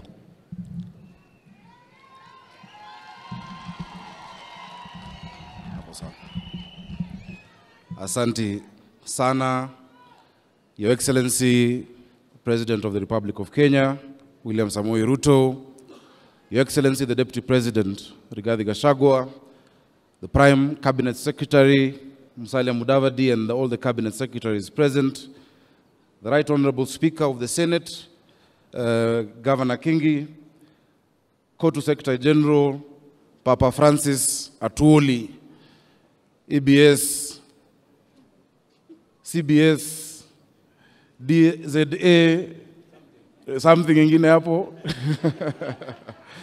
Wabunge ambao wako hapa, Deputy Governor wa Nairobi, Njoroge Mushiri, leaders of the trade unions, na wananchi wa Nairobi na wafanyikazi, ya mjambo. Bwana asifiwe. Naomba mniruhusu kwa dakika moja, Your Excellency, kwa sababu my Deputy Governor is here, asalimiane tu alafu nizungumze haraka haraka. Njoroge Mushiri, karibu. Your Excellency, the President of the Republic of Kenya, William Samoei Ruto, Your Excellency, the Deputy President, Rigathi Gachagua, the Prime Cabinet Secretary, Musalia Mudavadi, the workers' leadership, and all invited guests. Your Excellency, mine will be very short, and is to appreciate you for finding time to come and be with us as we celebrate this Labor Day. The workers' movement is an important movement, and is a movement that helps us in the production and the transformation of our country. So as you lead us in the bottom-up economic transformation model, this is a key plank in what we wish to deliver. We are happy that you associate with us. I'd also like to appreciate the workers, all the workers, and in particular the workers of Nairobi City County, because they work under very difficult conditions, and every day they do their best to deliver for us in the city, the capital city, and for that we thank you. Asanteni sana. Thank you. Asante sana, DG. Your Excellency, it's a distinct pleasure and honor, both as the Governor of Nairobi and also as the Chair of the Committee of Labor in the Council of Governors, to welcome you to your first Labor Day celebrations as the President of the Republic of Kenya. Karibu sana, Your Excellency. Your Excellency, ni siku muhimu sana. This is a historic day. Many don't know when Labor Day started. It started in 1886 when we had agitation for the 8-hour workday in Chicago as well as Australia, and created a worldwide movement of laborers. And it's a day that we hold to remember the sacrifices of our workers, the sacrifices that they make every day. I want to particularly honor the sacrifices made by the workers of Nairobi County Government, who toil every day to make sure we have a city of honor, a city of order, a city of dignity, kila siku. And Your Excellency, I'm glad to report that we have honored their work by making sure that they are paid on time, that they get their allowances on time.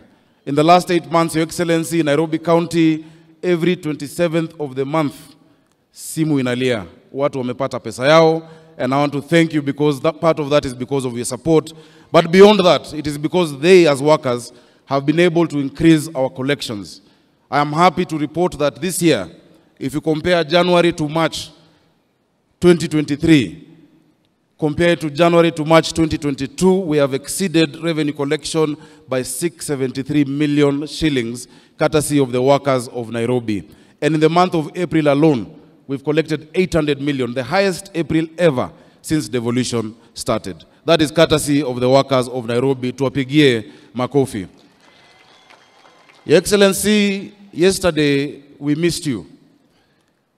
Traditionally, every last Sunday of April, there is a service that is held at St. Stephen's, SEK, to pray for the workers. That service is held in a very historic church. And yesterday I took the members through a bit of that history. That church started in what today is Parliament buildings, where the National Assembly sits. But because the colonial government then wanted to build Parliament, the church was moved to Eastlands and became a cathedral that only the Africans could use because there was real apartheid and segregation. And that was in 1902 when they were moved. But that church, together with the labor movement, have been an integral part of the journey of independence in Kenya. Because in the 50s, when the colonialists segregated and divided Kenyans along tribal lines, when the Kikuyus and people from Mount Kenya were moved out of Kaloleni and Makongeni into Bahati, Tom Mboya, a young man in his 20s, a Kanjo worker, decided to agitate. The colonialists murdered Mbotela, a councillor called Tom Mbotela, in what is now Bama Market, 24th of November 1952, just after the state of emergency, to try and bring tribal tensions. It didn't work. The next year, they murdered Ofafa, which is where we get the estate Ofafa Jericho. Because when they murdered him, they came 2 hours later, they burnt down Bama Market.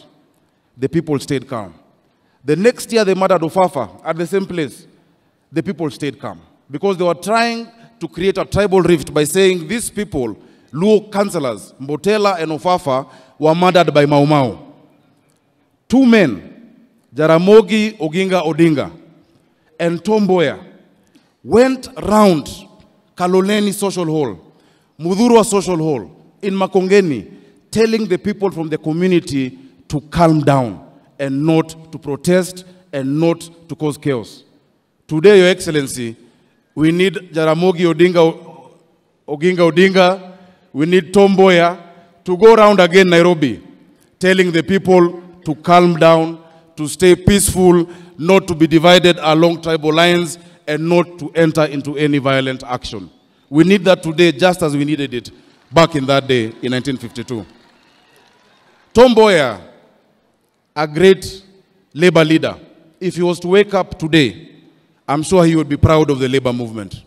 He would be proud of Francis Atwoli because of the work you have done. And I want to thank you, my own dad, for what you have been to us. Hata kama last year, ulikuwa umeenda njia ingine tofauti na sisi, najua uliambia wafanyikazi wanipigie kura. Na nashukuru wafanyikazi kwa sababu mlinipigia kura, but sasa muona Papa Francis Atwoli amerudi ako kwa line na ana support rais wetu William Samoei Ruto. Thank you very much. Your Excellency, very quickly, I know many people who've come here today have experienced the challenge of drainage that we're facing in Nairobi today. A lot of our roads are flooded, a lot of our highways are flooded because of a number of things. Number one, a lot of illegal dumping has been going on in the city. Number two, Your Excellency, I know some of the works are going on. We have started with Kenha and Kura. We've gotten a contractor on Huru Highway and Wayaki Way to finish the work. Because when they did the expressway, ni kama walifikiria watu wa juu peke yao, watu wa chini wakasaulika. So our teams are going down the county, sorting out that challenge of drainage, but we have agreed with the Director General of NEMA. Nairobi is the environment capital of the world. We host UNEP. Paper bags that are plastic and bottles had been banned, but they have come back. In a week, we are going to go into another operation to make sure that plastic paper bags that had been banned, because they are the ones clogging our drainage, are no longer in our markets, are no longer in our supermarkets, because we must keep our city clean. I want to thank you because we've been able now, and towards the end of this week, tunaandika vijana 3,500 ambao watakuja kusaidia kufagia Nairobi na kusafisha. Wale wafanyikazi ambao walikuwa wanafanya hiyo kazi tukiwa watoto, ndio bado wanafanya leo. Wamekuwa wachache na wamezeeka. So wiki hii ikienda kuisha, vijana 3,500 na akina mama wataandikwa kazi Nairobi hii, watusaidie na kazi hiyo. Jambo lingine, kwa sababu leo ni siku ya wafanyikazi, na nakushukuru kwa sababu najua kwa taifa lote unafanya. Nairobi tayari tuko na community health promoters ama CHVs 7,460. Your Excellency, kila mwezi tarehe 27 M-Pesa inatingika. Wanapata pesa yao bila kuchelewa. Na nimeshukuru kwa sababu umesema as a national government unatuongezea 2,000, so wa Nairobi watakuwa wanapata 5,500 tunawalipia NHIF 5,000, tulisema pesa mfukoni. Asante sana. Your Excellency, nikienda kumalizia, nafikiri ni muhimu kusema ya kwamba every Labor Day there is a pronouncement on minimum wage. Sometimes it increases, sometimes it stays stagnant. Whenever you make that announcement, the public sector is always very quick to comply, the public sector. But the private sector, tuko na shida. Sekta moja ambayo najua ni sekta ya private security workers. Maaskari wetu. Maaskari wetu ambao wanalala mchana ndo usiku wawe kazini, na mara nyingi hata mchana hawalali kwa sababu wanashikilia kazi mbili, wanalipwa 4,000, wanalipwa 5,000, yet you pronounce minimum wage above 13,000 shillings. Many of these private companies zina charge wenye manyumba 30,000 shillings kwa huo askari moja, 50,000 shillings kwa askari moja, alafu unalipa mtu 6,000. Kwa uchumi hii, Your Excellency, ni jambo la kusikitisha sana. Tusaidie kwa private security workers. Najua Isaac Andabo wako hapa mahali, ndo yule kukaa wangu ambaye ndio Secretary General. Bado utawatetea, na naomba Your Excellency uwakaribishe siku moja waje State House. Kuna wakati niliwapeleka huko awali, ilikuwa mara ya kwanza tangu Mungu ajenge Kenya askari kuingia State House. State House inalindwa na GSU, na waliingia wakaongea, lakini haijatekelezwa. I know in your government you are going to do something good, because there are 450,000 of them across Kenya, there are 250,000 of them in Nairobi. Ya mwisho ambao ni wafanyikazi wanaumia ni madereva wetu wa Uber, madereva wa Taxify, madereva wa Bolt, hawa madereva wa the digital hailing companies. These companies, because of competition, na tumefanya regulations tayari ambazo ziko kwa Waziri Murkomen, they raise to the bottom. Today you will take a taxi from here to the airport na ulipe 600. 90% of the accidents we have is because these drivers have to drive for 22 hours a day to make money. The Competition Authority and the AA of Kenya can come up with a pricing formula. Hiyo kazi tayari tulifanya. It is just to gazette those regulations ili pia kadere aweze kupata kitu. In town we have designated spots for them to pick and drop. Walikuwa wanashikwa. So Excellency, kwa hayo mengi ningependa kumwalika. Asante sana. Amenikumbusha jambo lingine. But Your Excellency, I would like to invite Federation of Kenya Employers. As she comes, please take that point seriously. Those people are suffering. Those drivers are really suffering. We thank you for your support, and allow me to introduce now Jacqueline Mugo, FKE Chair. I forgot to mention the area MP, Jalango, is here. Please, Mama, wave to Undo MP wa hapa Langata. Thank you. No.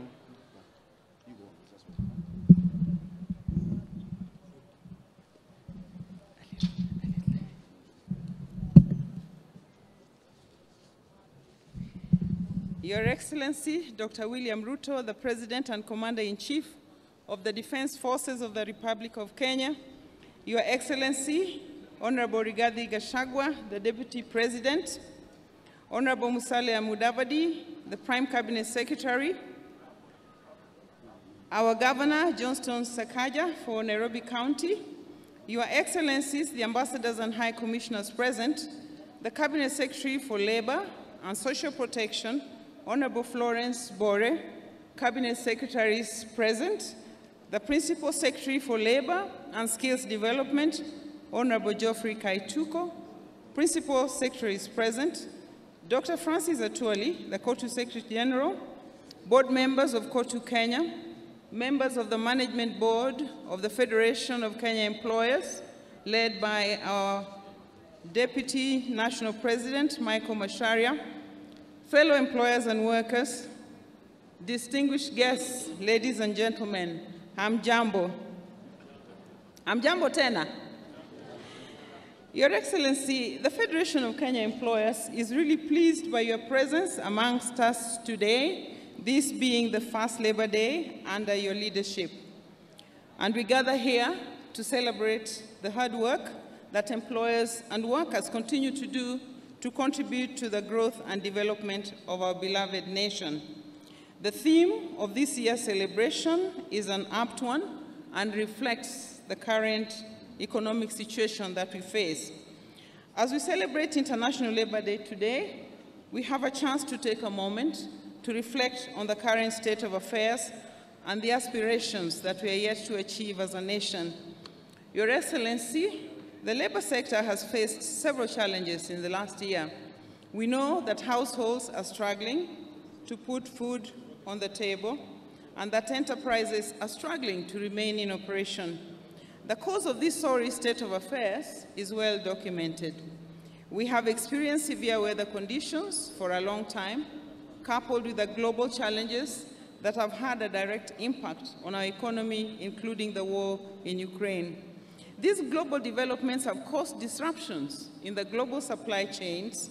Local business either cannot access overseas markets, or where they do that at very heavy costs. Employers believe, Your Excellency, that these challenges can be tackled to reduce the cost of running businesses, which will eventually create jobs for the unemployed youth. Because I've been asked to be brief, I just want to highlight 3 priority issues that employers plead with their government to address. One is job creation and productivity. Kenya continues to witness a shrink in the formal wage employment opportunities, as only 333,502 jobs were created in Q4 of last year. This is a decline from the 444,046 jobs which were created in Q3 of the same year. And these are statistics from the Kenya National Bureau of Statistics. Many businesses, especially the MSMEs, cannot afford the costs associated with operating in the formal employment sector. And this has led to the growth in the number of unemployed Kenyans, as many employers struggle to manage their costs. Your Excellency, the structure of our economy, as we all know, is such that only 15% of wage employment is in the formal sector. 84% is in the informal economy. These numbers continue to rise as many youth, in fact, opt not to look for jobs after they fail to do that on several attempts. Sorry, I was hurting your ears.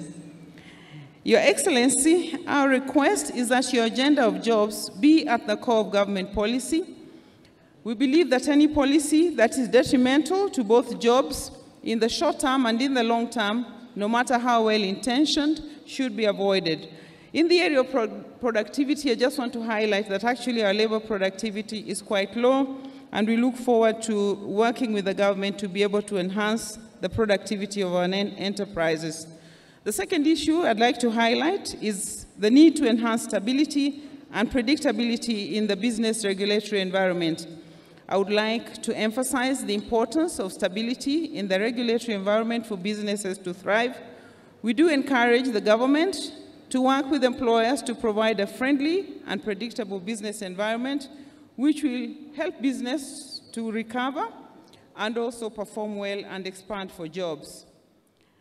We therefore ask that before any changes are made, new changes, enough lead time, we are proposing 1 year, be given to businesses to be able to plan, to adjust their budgets and restructure their financial flows to meet these new costs. Your Excellency, the third area is on wages. Minimum wages in this country are very well regulated by the laws that we have, the wage guidelines and the relevant laws, which state that they should be reviewed not more frequently than once every 2 years. And we are aware that last year there was a 12% increase on the minimum wage. I know that my brother Francis will be asking for an increase in the statutory minimum wage because this is actually in his DNA and it is the role that unions play. But we request that looking at the current state of the economy, we allow businesses to stabilize and that we facilitate the wages councils and the National Labour Board to meet to discuss so that we can advise the government on what can be done for next year. We do appreciate the difficulties that Kenyans are going through, but we believe that if you stabilize businesses, then all of us will gain at the end of the day. Your Excellency, as I close, I want to emphasize that employers are open to engagement with your government through social dialogue to find win-win solutions for some of the issues that have been pending for a long time. We believe that if we work on these policy areas, then as a nation, we'll be able to move forward together. Let me close by appreciating your leadership and appeal also for peace in our nation at this time. I want also to appreciate the role that KOTU plays and also the leadership of the Ministry of Labor. As the famous proverb says, he who labors diligently need never despair, for all things are accomplished by diligence and perseverance. Your Excellency, we want to assure your government of the employer's support and commitment to working closely with your government to address some of the astounding issues that we have, so that we can all move towards the attainment of the aspirations contained in the bottom-up transformation plan. So happy Labor Day to you all. Thank you, and God bless Kenya. I now want to call back Brother Benson Okwaro to invite the Secretary General to address us.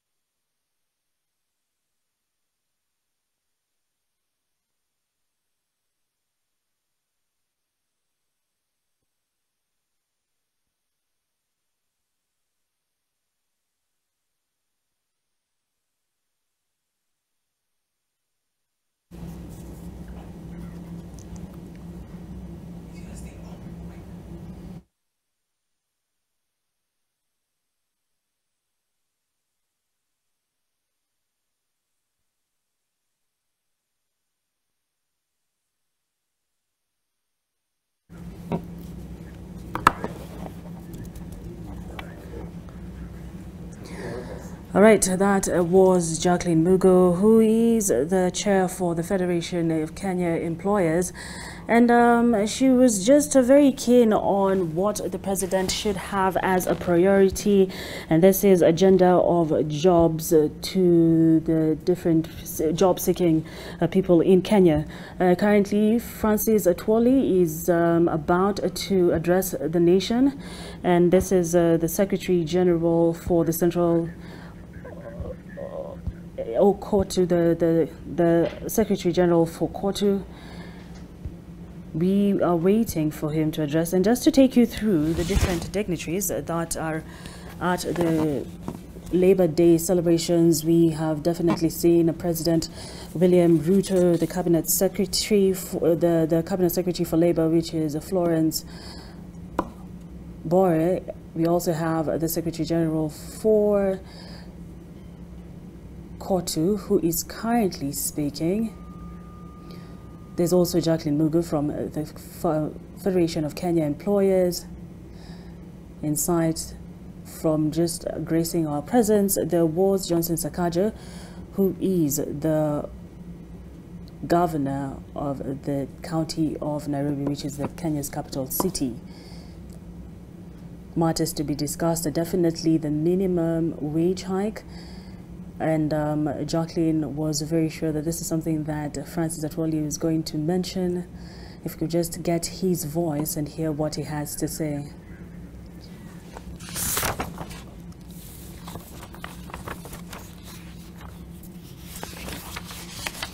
Apologies for that technical hitch. We'll be hearing from one Francis Atwoli, who's already gracing the people at the Uhuru Gardens, where the labor celebrations are currently underway.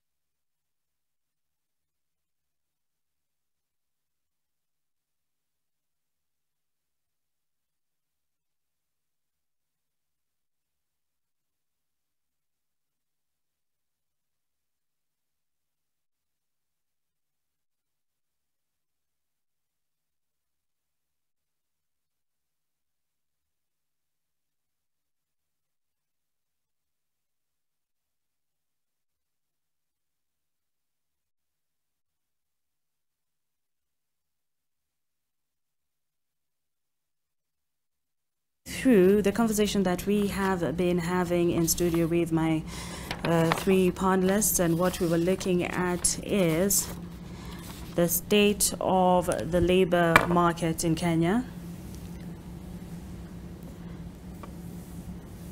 And looking at the graphics that we had earlier on, Kenya is unemployed by the age bracket, the highest unemployed being between the age of 20 and 24, and they cover about 1,404,755 people. And the lowest between that age group is the age between 60 and 64, who stand at 29,105 who are not employed. Who are not. This clearly shows that about 77% of unemployed persons are 35 years and below, which clearly shows that unemployment is a youth problem in Kenya. All right, I understand our technical hitch has been fixed, and let's cross over to Huru Gardens and listen in to what Francis Otwoli, the Secretary General of KOTU, has to say.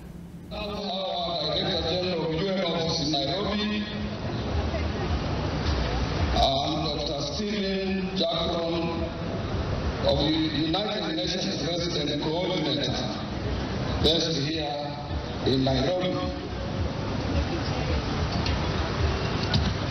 I want also to take this opportunity to recognize the Acting Managing Trustee, National Social Security Fund, Brother David Mwangangi, Chairman, National Health Insurance Fund, Michael Kamau, Engineer, the Acting Chief Executive Officer, National Health Insurance Fund, Brother Samson Kuhora. I want also to recognize the Chairman of National Industrial Training Authority, Dr. Kamau Gashiki, Director General of the Industrial Training Authority, Dr. Stephen Ogenga, the entire KOTU executive board members who are here with me, without also leaving my own wife, Madam, or my wife, Mary Atwoli, who is with me here. Other dignitaries present, brothers and sisters. First of all, let me start by Your Excellency taking this important opportunity to very highly thank you for honoring our invitation and accepting to be the chief guest during the 58th Labor Day celebrations, whose theme is Kenyan Workers for Economic Growth, Political Stability, and Job Creation. This is the year's theme, Your Excellency.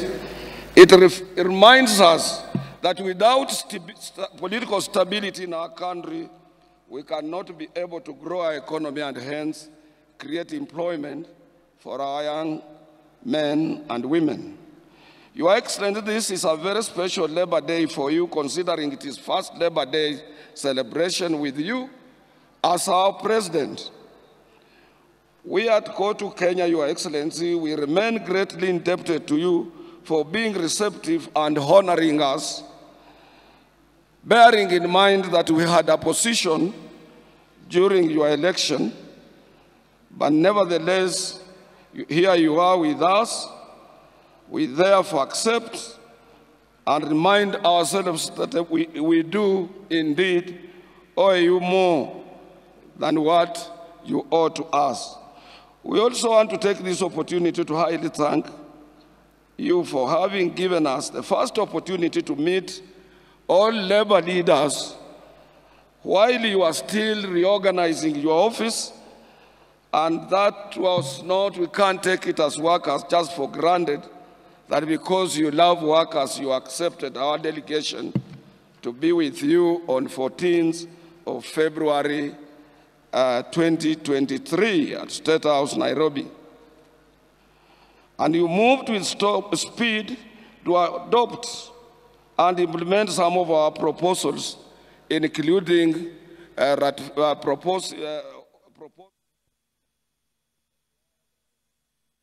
Convention 190 on harassment and violence at work. We are very grateful for that, Your Excellency. A little bit of our history, and I want also to echo the sentiments that were expressed by our Governor Johnston Sakaja.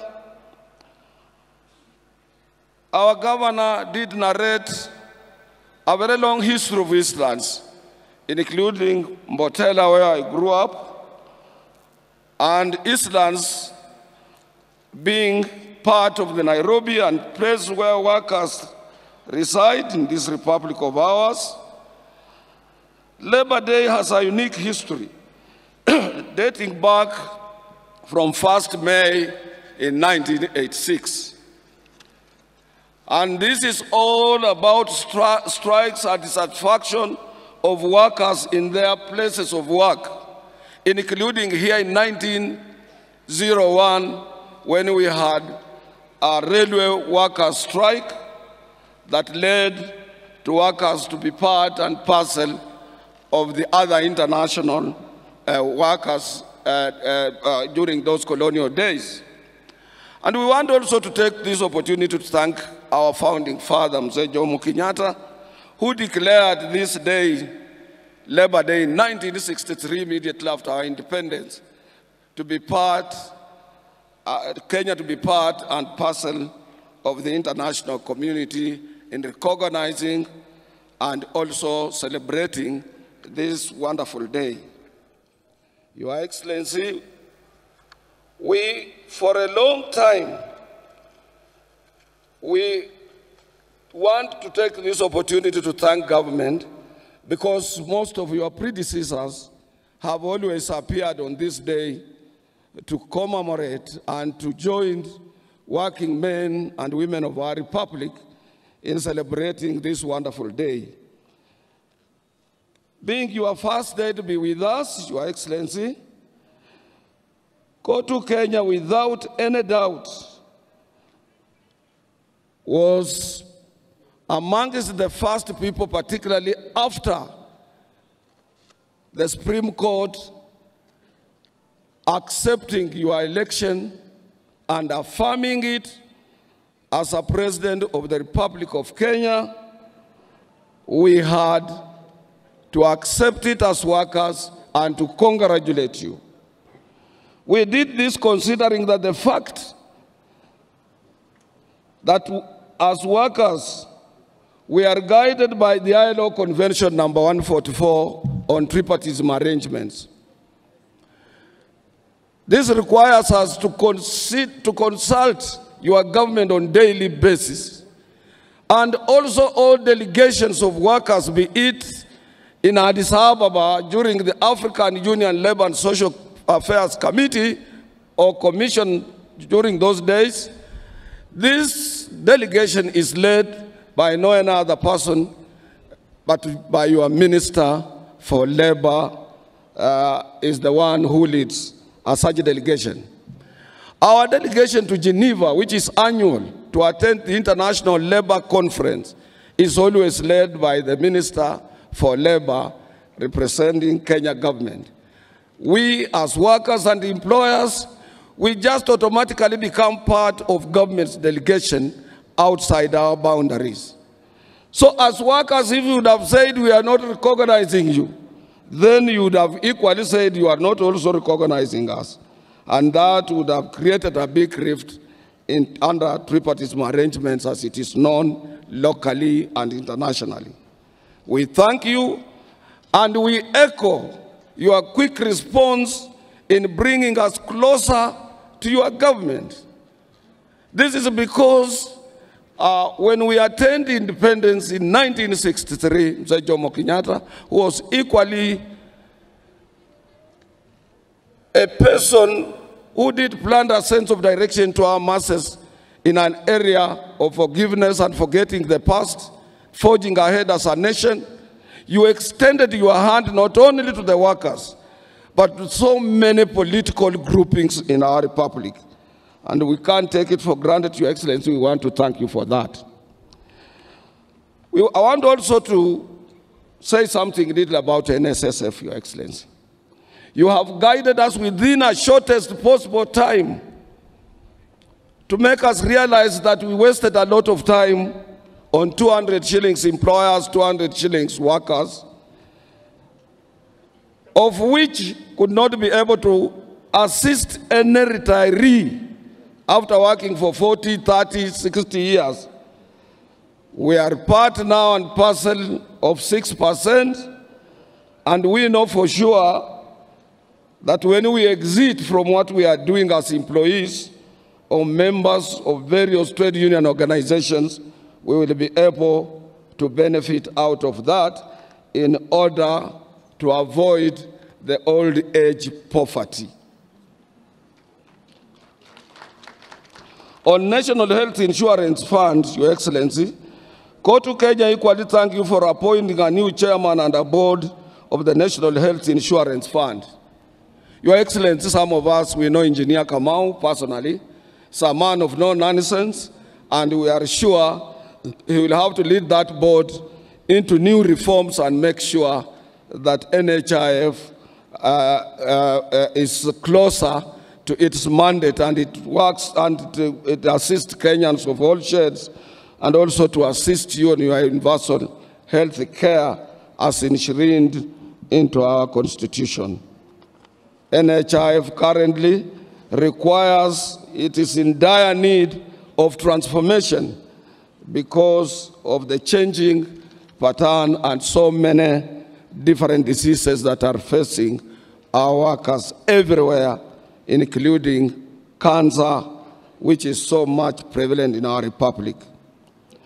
On an area of climate change, Your Excellency, I want to thank you. You took it upon yourself. You went to Sharm el-Sheikh in Egypt to be part of the global community in advocating and finding ways as per how, as a nation, we can be able to mitigate the climate change which is caused by global warming.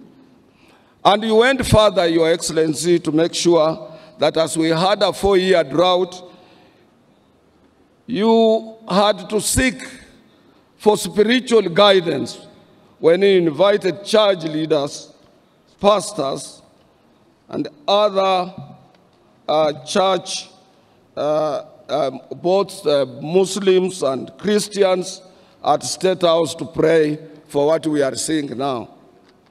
It would have been with us right now here, but I promised you it can't rain until after your speech, because I come from an area of people who control rain in Western Kenya. Your Excellency, also last year in November, while addressing the ITUC Congress in Melbourne, Australia, I lauded your government for its initiative towards disability inclusion. At this juncture, Your Excellency, I would kindly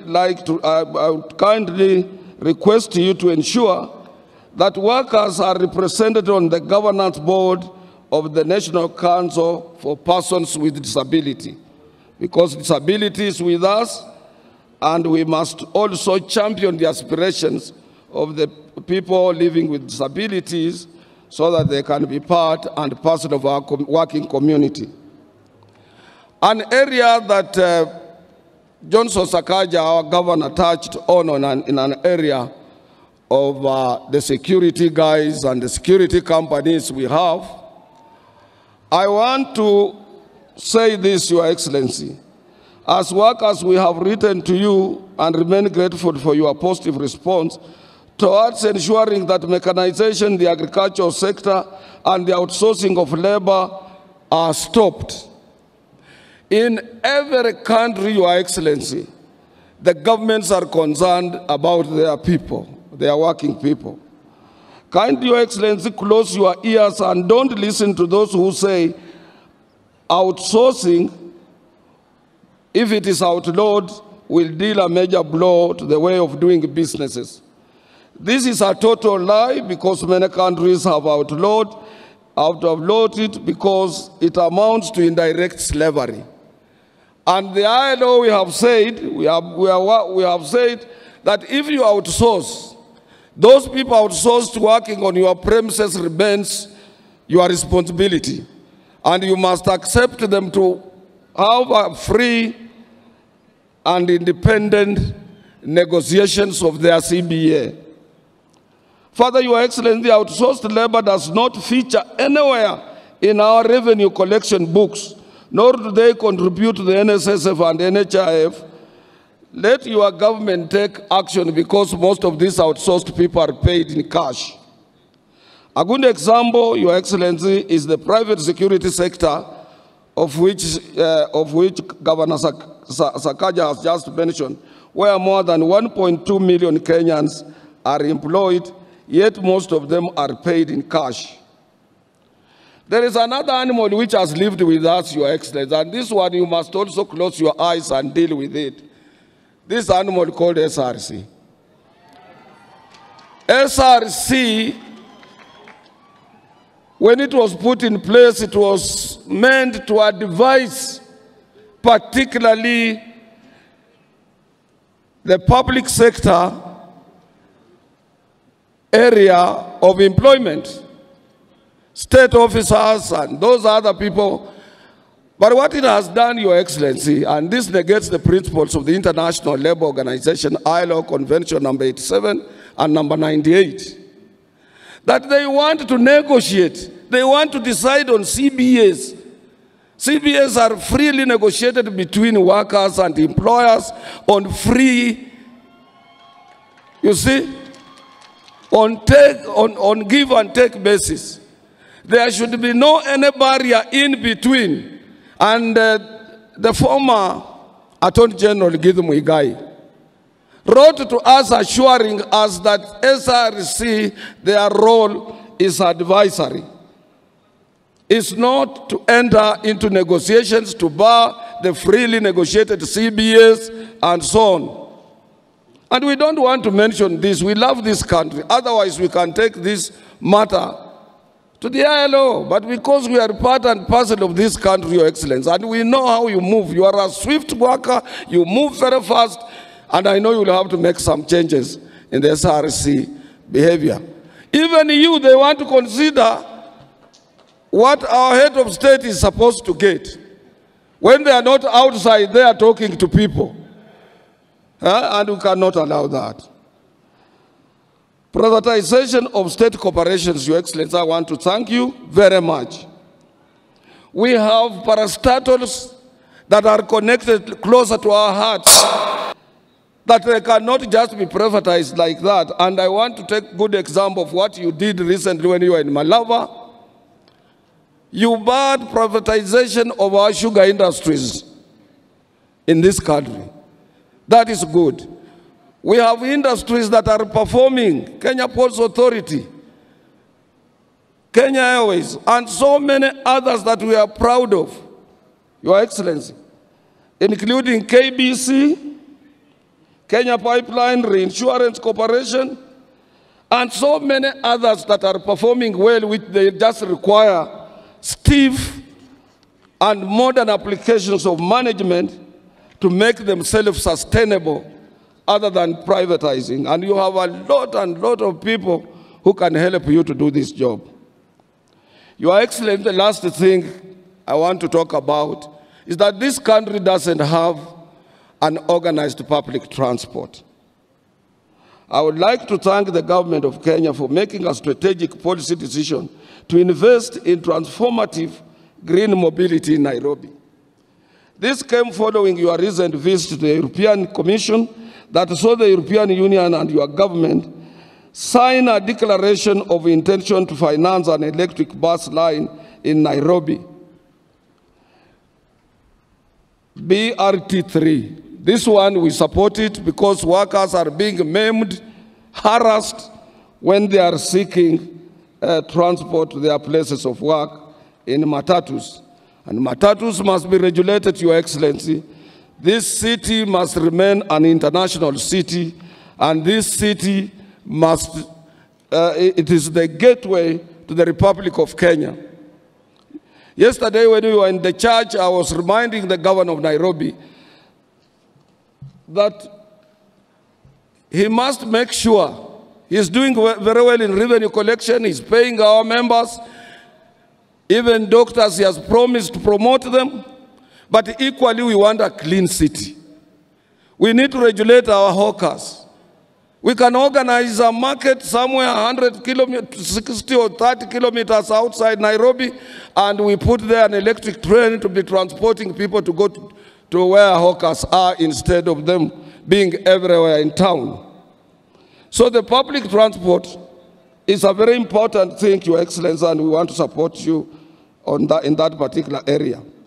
Lastly, before I sit down, Your Excellency, I would like to call upon your government to ensure about political stability in the country so that we salvage our economy from any reunions and equally attract foreign direct and indirect investments that will see the formalization of jobs.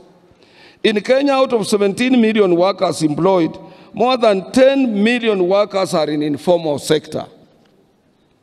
And these workers in the informal sector, if they don't access their places of work, they don't have any pay at all.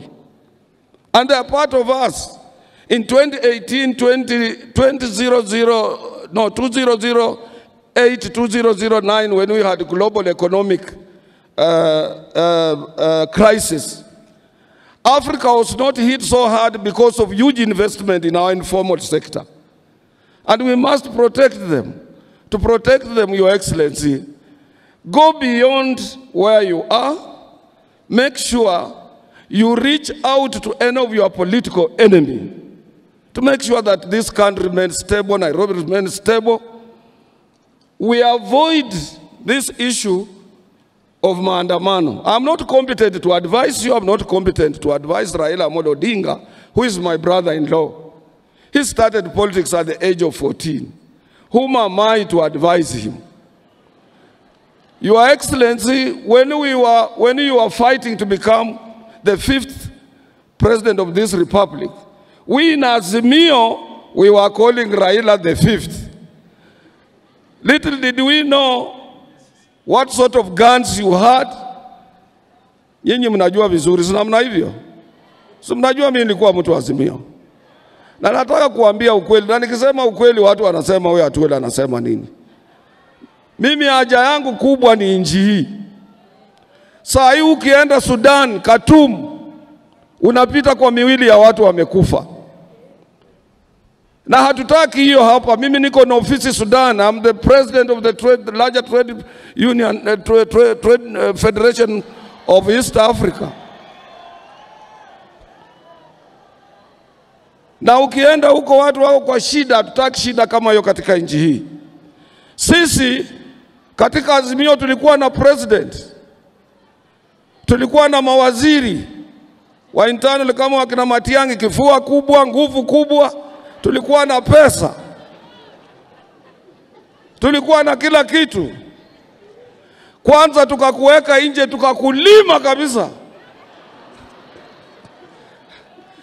Pale ulitokea ukapita kwa sisi kama watu wamesimama, ama kama lile shamba kwa wale wanaotoka Kitale ama huko Western kubako kuna mashamba ya mahindi. Mahindi ikisha tolewa, ama huko Rift Valley, mahindi ikisha tolewa kwa shamba, wachawi huko Western wanakimbia kama kitu ingine. Unaweza shangaa huyu ni mtu alipita hapa. Wewe ulipita kwa sisi kama watu wale wamesimama. Nikajiuliza, hii television inasema ukweli ama ni uongo? Na sisi tulikuwa na AK-47, tulikuwa na pistols, tulikuwa na ile gas canisters, tulikuwa na grenade ile ya kutupa na inamaliza watu, tulikuwa na uwezo, na tulikuwa na ukapita kwa sisi na wewe ukuwa na hizo vitu. Sasa, what makes us think atukienda kwa streets kwa maandamano, we will change the status quo? I said yesterday, there are other situations that are irreversible. Kuna mambo ingine ambayo huwezi kubadilisha, mambo ya Mungu. Mimi nataka kuambia nyinyi, na yakisha fanyika you accept it. Because wewe ulikula kiapo. Mtoto wa Kenyatta akakupatia ile panga mrefu ya kulinda nchi. Sasa atoka hapa anarudi anasema oh, sasa hii mambo ya Jubilee, labda hii election ilikuwa namna gani? Baba, angalia hapa. I said, when you retire, Your Excellency, you must be a peacemaker. Huwezi kujishusha chini tena you become an activist. So mtoto wa Kenyatta anataka awe peacemaker. Na yeye alifungia watu, huwezi kuingia State House, watu yake ukuwapigia simu hawezi kuchukua. Sasa ukija shindwa, brothers and sisters, you accept it. I was with them. Huh? I know most of us, mimi Peter Kenneth, watu ambao tulikuwa huko, Maina Kamanda alituonya mapema. Yule mzee, siku moja umuite kukuja na chai. Alionya sisi akatuambia hii mtoto wa Kenyatta anapeleka jinji ndoya. Na mimi kawaida naogopa kushindwa. Nikasema hii kama tunaenda Noya sisi tafanya nini? Nikajikonsoli mwenyewe nikasema hapana, lakini Mudavadi yuko huko. Kama kitaumana kwa ajili kwa Mudavadi sitaka appointment. Nitafika kwake usiku niseme maneno bwana. Vile unaona hivi maneno imekuja mbaya. Lakini sasa sisi kurudi nyuma kwanza kusema what is the end game of maandamano. I know for sure Raila Amolo Odinga did a lot for this country. Hakuna mtu ila ajui. He brought second liberation. He fought for the new constitution. He has done a lot of things since his youth. We recognize him as a Kenyan leader. I'm prepared. And the president is here, is prepared, pamoja na deputy wake na prime minister.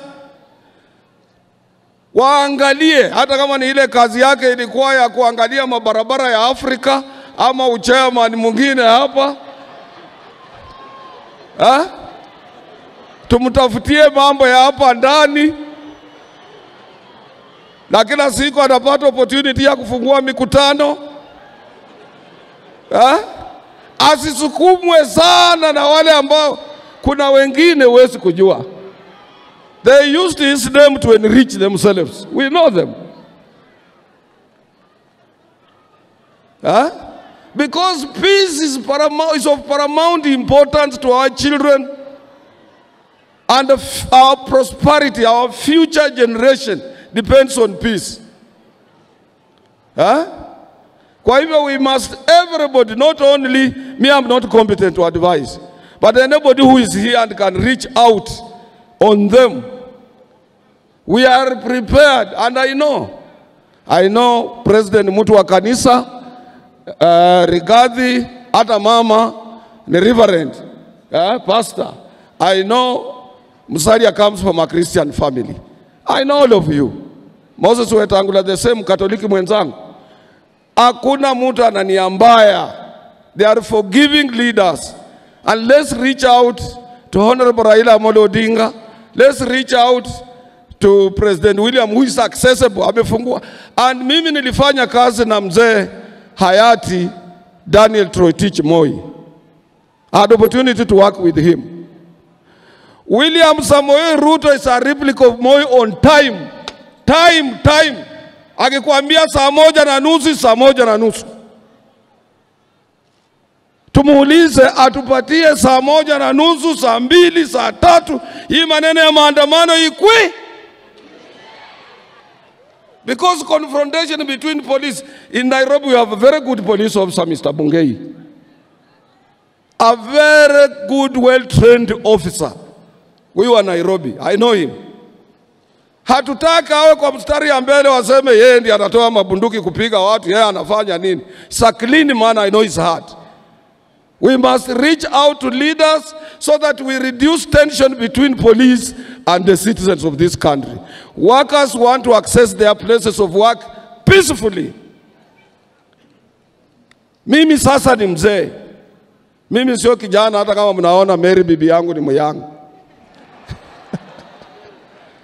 Mary kazi yake kwangu ni kuangalia socks nimevaa namna gani, shati yangu iko sawa sawa, saa ya kumeza dawa ikifika ni saa ngapi, yeye anaweka hiyo diary. Because tukiandika mtu mwingine tuseme ni personal assistant atatuibia. Nikitaka kwenda Ulaya na niambia ndege yako ni safulani, gate ile unapitia ni hii tikiti iko sasa, mzee hii boarding pass umebeba ni ya mwaka jana, hii ndio ya leo, hiyo ndio kazi ya Mary. Nataka kushukuru nyinyi na niwaambie ni lazima to support His Excellency the President for the purpose. You are at end game, hakuna njia my friend.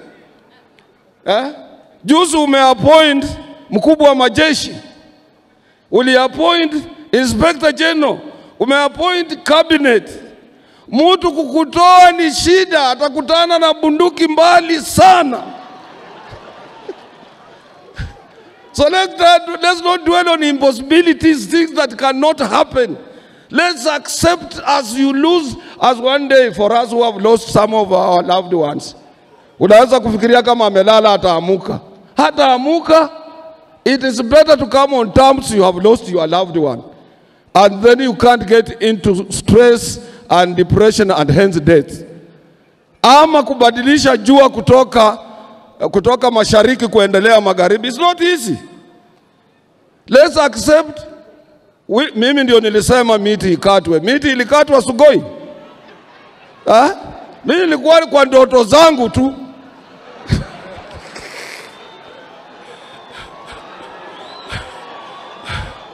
Hawa namna gani? And I was the first person to accept his election. Hata mtu yeyote kabla hajasema nikiwa Western nikaambia watu jameni, wali ya banji. Umwana huyu amaro kucheneshi sana. Nikasema huyu kijana ameenda na kiti. Na ni lazima tukubali hiyo. Na ni lazima mjue sasa from today, ingawa Musalia walimfanya the spokesperson of our community 2016 December 31st. It has now been entrenched and we must accept that. Watu wakaniambia basi uambie Oparanya muende pole pole kidogo sasa. Maneno imebadili. So Your Excellency, I don't want to tire you with words, but what I'm appealing to Kenyans is that tomorrow wamesema itakuwa maandamano. Workers, let us not participate. Sisi ni watu wa mshahara. Ukikosa kufika kazini, unaweza futwa kazi, mambo yote inaweza kuwa mabaya. Hiyo huwezi kutetea mtu kwa ajili alikuwa kwa maandamano. There is nothing you can gain. We have a constituency to protect. Employers and workers, we must protect our constituencies. We must support His Excellency the President to spur economic growth so that we can be able to grow economy and employ thousands and thousands of young men ambao wanatoka kwa shule. Lastly, Your Excellency,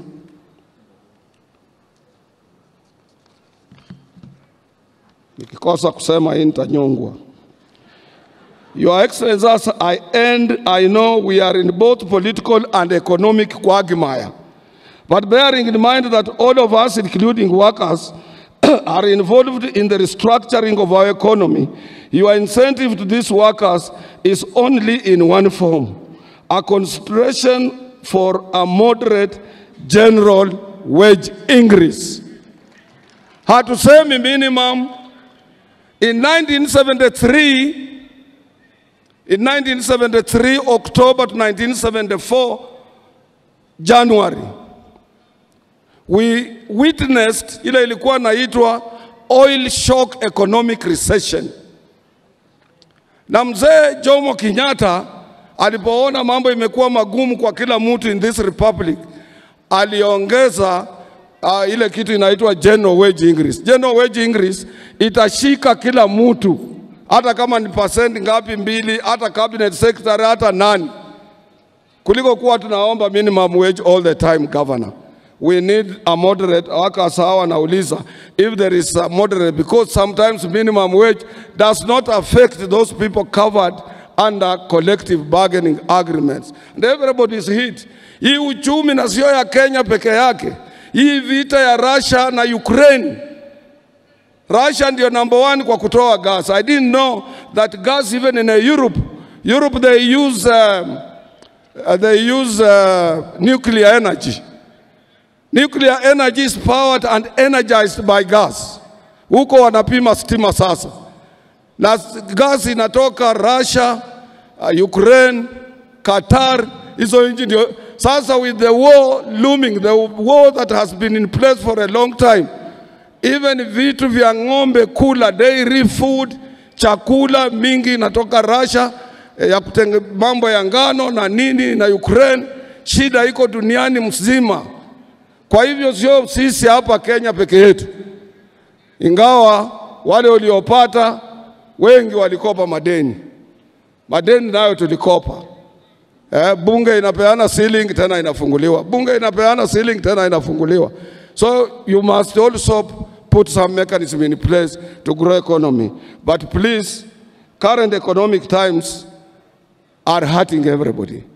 Na kwa niaba ya hawa naomba tu, sina nguvu na yeye safari yako kuja kuonana na sisi, labda next year tutasema kwa vile ulitupatia mwaka jana, hii mwaka ya pili tutakupa kupumzika kidogo kuangalia mambo mengine, lakini leo tutoke na kitu kidogo kwa mfu. That one I leave to you, Your Excellency. Thank you very much. I invite my sister, Sister Florence Bore. You are welcome. Our Minister for Labor, able Minister for Labor. Thank you.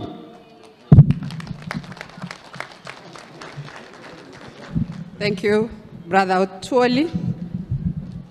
Your Excellency, Dr. William Samoei Ruto, the President of the Republic of Kenya, and the Commander-in-Chief of the Kenya Defense Forces, Your Excellency, Honorable Rigathi Gachagua, the Deputy President of the Republic of Kenya, Honorable Musalia Mudavadi, the Prime Cabinet Secretary, Governor Kingi, the Honorable Speaker of the Senate, my colleagues, Cabinet Secretaries present, Excellencies, Ambassadors present, the Governor of Nairobi County, Honorable Johnson Sakaja, Principal Secretaries present, the Chairman and Executive Board members of KOTU, the Secretary General of KOTU, Brother Francis Atuoli, the Chief Executive Director,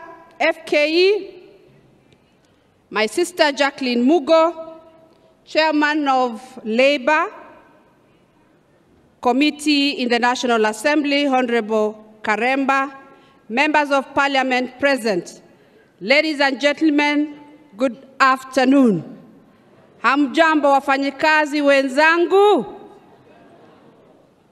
Labor Day celebrates the most important stakeholder in our economy, the Kenyan worker. On this day, we reflect on the condition of the Kenyan worker, their environment, their benefits, and their future. On this day, we celebrate the immeasurable contribution of every shop floor across the country to the economic growth of our nation. We applaud the hard and diligent work that keeps production lines moving, markets stocked, and our economy ticking.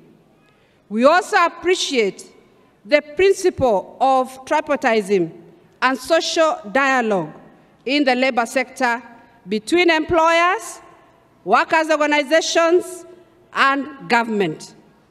This engagement guarantees industrial peace and harmony, which is necessary for the growth of sustainable enterprises, decent jobs, and economic growth. The theme for this year's Labor Day celebration is economic growth, political stability, and job creation, which links directly to the policy priorities articulated in the bottom-up Economic Transformation Agenda 2022 to 2027, popularly known as BETTER. This year's theme underscores the yearning for a stronger economy and the realization that a stable political environment is necessary to attain economic growth. Decent work is a fundamental right for all workers in Kenya. And by that, we mean that work has the following attributes: safe working conditions, fair wages, and access to social protection. The International Labour Organization, ILO, the Central Organization of Trade Unions, Kenya, KOTU, and the Federation of Kenya Employers, FKE, implemented the Third Generation Decent Work Country Program 2021 to 2024, which is anchored on human capital development, sustainable economic growth, social dialogue, and tripartism. Through our various technical departments and semi-autonomous agencies, we have aligned our activities and programs to help achieve decent work opportunities for all, and also ensured that the marginalized groups are empowered to participate meaningfully and productively in economic development. Your Excellency, many Kenyans are seeking jobs abroad, and we are proud as a ministry to note that income from diaspora remittances has outpaced receipts from traditional exports of coffee, tea, and tourism, and stands at approximately 400 billion annually. The ministry has taken several initiatives to facilitate the seamless migration of Kenyans to key labor destinations.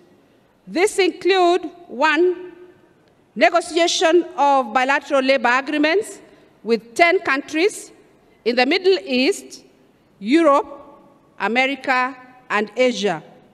Number 2 is restructuring of the pre-departure training curricula to integrate additional modules reflecting the needs of major destination countries.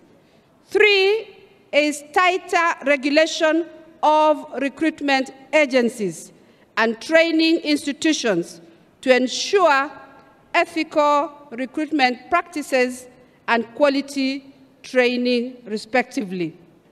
Number 4 is strengthening coordination mechanisms among ministries, departments, and agencies engaged in labor migration value chain. And finally, the review of laws and policies to align them with emerging labor migration priorities. Your Excellency, we have deployed the inspection mandate of the ministry to ensure workers' rights to decent wages, safe and healthy working environments are realized.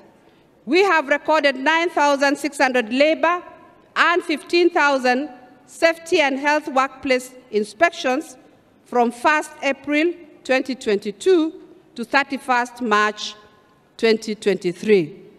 Further, the Department of Labor successfully mediated 16,240 labor disputes from 1st of April 2022 to 31st March 2023, resulting into payments of 82,918,457 directly to the claimants.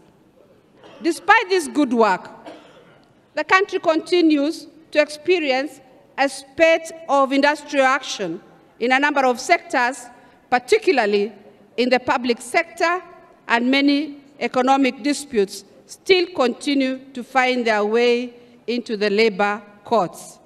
Your Excellency, over time, we have noted that a significant percentage of the disputes relate to disagreements between workers and employers on the rate of compensation and remuneration that workers should receive for work done. Many employers, both in the public and the private sector, rely on insufficient tools and mechanisms for determining and compensating labor, which in most cases does not account for worker and farm productivity as one of the parameters for wage determination. To address this problem, the Ministry of Labor has developed a draft wages and remuneration policy for consideration and adoption. This policy champions a fair, equitable, and dynamic mechanism for determination and compensation of wages to all workers in the country that takes into account all necessary parameters, including productivity indices. Your Excellency, with the view of cushioning the economy, my ministry, through the Department of Social Protection, is mandated to protect and empower marginalized and vulnerable members of our society, to help them lead dignified and productive lives. The department continues to implement various social assistance programs in the forms of cash transfer, targeting the orphans, the vulnerable children, the older persons, persons with disability, and the Inua Jamii program. Your government, sir, has committed 28 billion to support these programs in the current financial year. Your Excellency, I restate my ministry's commitment to a prosperous and inclusive Kenya, where our workers are at the center of development and the marginalized and vulnerable members of our society are able to lead decent lives. It is now my singular honor and pleasure to welcome Musalia Mudavadi, Honorable, the Prime Cabinet Secretary. Welcome, sir. Take over the program from here.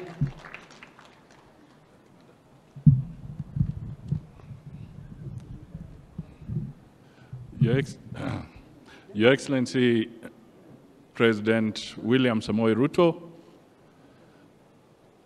President of the Republic of Kenya,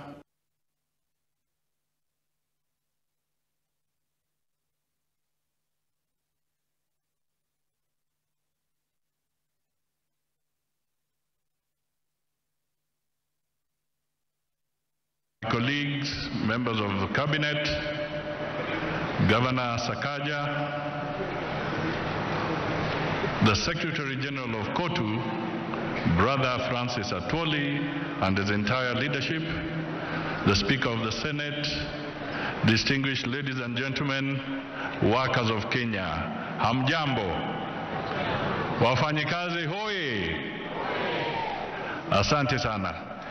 Your Excellency, is to say that I am delighted and extremely astounded that the one Honorable Secretary General Francis Atwoli has spoken without blinking, saying that mambo yalishabadilika. Your Excellency, if one thing can be attributed to Francis Atwoli, he is very pragmatic and is very realistic, and he does not mince his words. He has spoken and he has stated very clearly that we have no time for unnecessary distractions to the economy. It is time for us to close ranks, pull together, and work with the government and make sure that we can enhance the stability, particularly economic stability of this country. Mr. Secretary General, that is indeed a very powerful message to the people of Kenya. Your Excellency, I would also want to encourage, because I was not too sure whether I had it right or did not hear, but KOTU has come out very strongly on the need to avoid disruptions. I would encourage the Federation of Kenya Employers through the other entities, KEPSA, Kenya Association of Manufacturers, to also come out very strongly and stand against these disruptions because they affect across the board. It is important that we all grow our economy, we grow our revenue, and we move forward. So let us pull together both employers and workers to make sure that we do not have unnecessary disruptions in our economy. There is no more time to waste. We have to work hard and we have to move forward. Your Excellency, it is now my pleasure to request the Deputy President, Honorable Rigathi Gachagua, to come forward, make his remarks, and then invite you. But, Your Excellency, the symbolism of your being here should not be taken for granted. Sasa ni wakati mgumu kwa mambo ya kiuchumi. Na President amejitokeza kuja hapa kujiunga na wafanyikazi wote wa taifa letu la Kenya wakati wako kwa hali ngumu. During the difficult time, you have come forward to stand with the workers of Kenya. That cannot be taken for granted because it is not an easy time. We are going through challenges, but that gesture is a very strong signal that even in moments of difficulty, you shall come forward and stand with the people of Kenya. Bwana Deputy President, nafasi ni yako, umkaribishe Rais. Asante.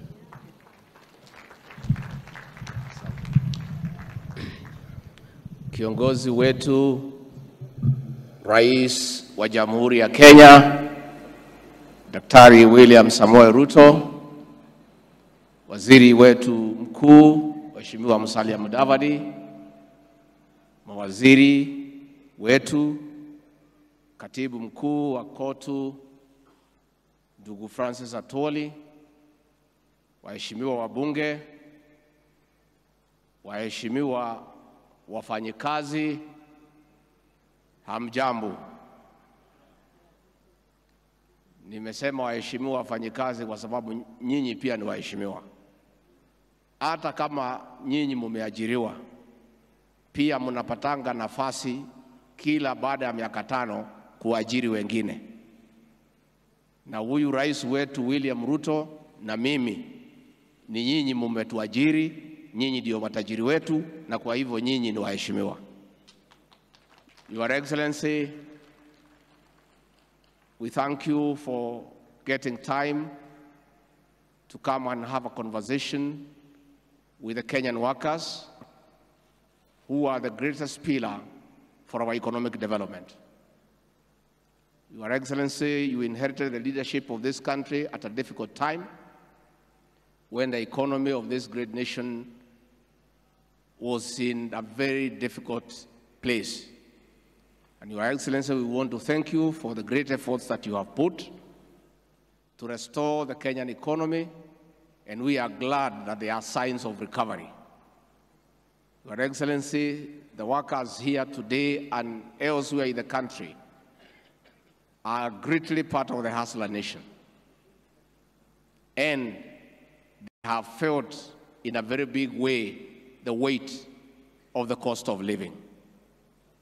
Your Excellency, through prudent management and well-thought-out interventions, you have successfully brought down the cost of unga from an all-time high of 230 shillings to slightly above 150. Your Excellency, that and other interventions, it is true, it is in between 150, 170, depending on where you buy. Na tutaendelea naye. Your Excellency, as we proceed, we want to urge you to continue putting into place pragmatic interventions, and we thank God for the rains and through the interventions you have made of subsidizing the cost of production through availing fertilizer at reasonable prices. With these rains, we have no doubt before the end of the year, the prices of food commodities will go down. Finally, Your Excellency, all these things are not possible if there is no political stability. Na mzee Atuoli, ningetaka kuhakikishia kwamba our president has done everything possible to reach out and to encourage dialogue. When the Azimio group reached out to our president and said they want to be given an opportunity to leave the streets and get engaged in bipartisan discussions, the president readily agreed because he was very magnanimous and he provided leadership with this country.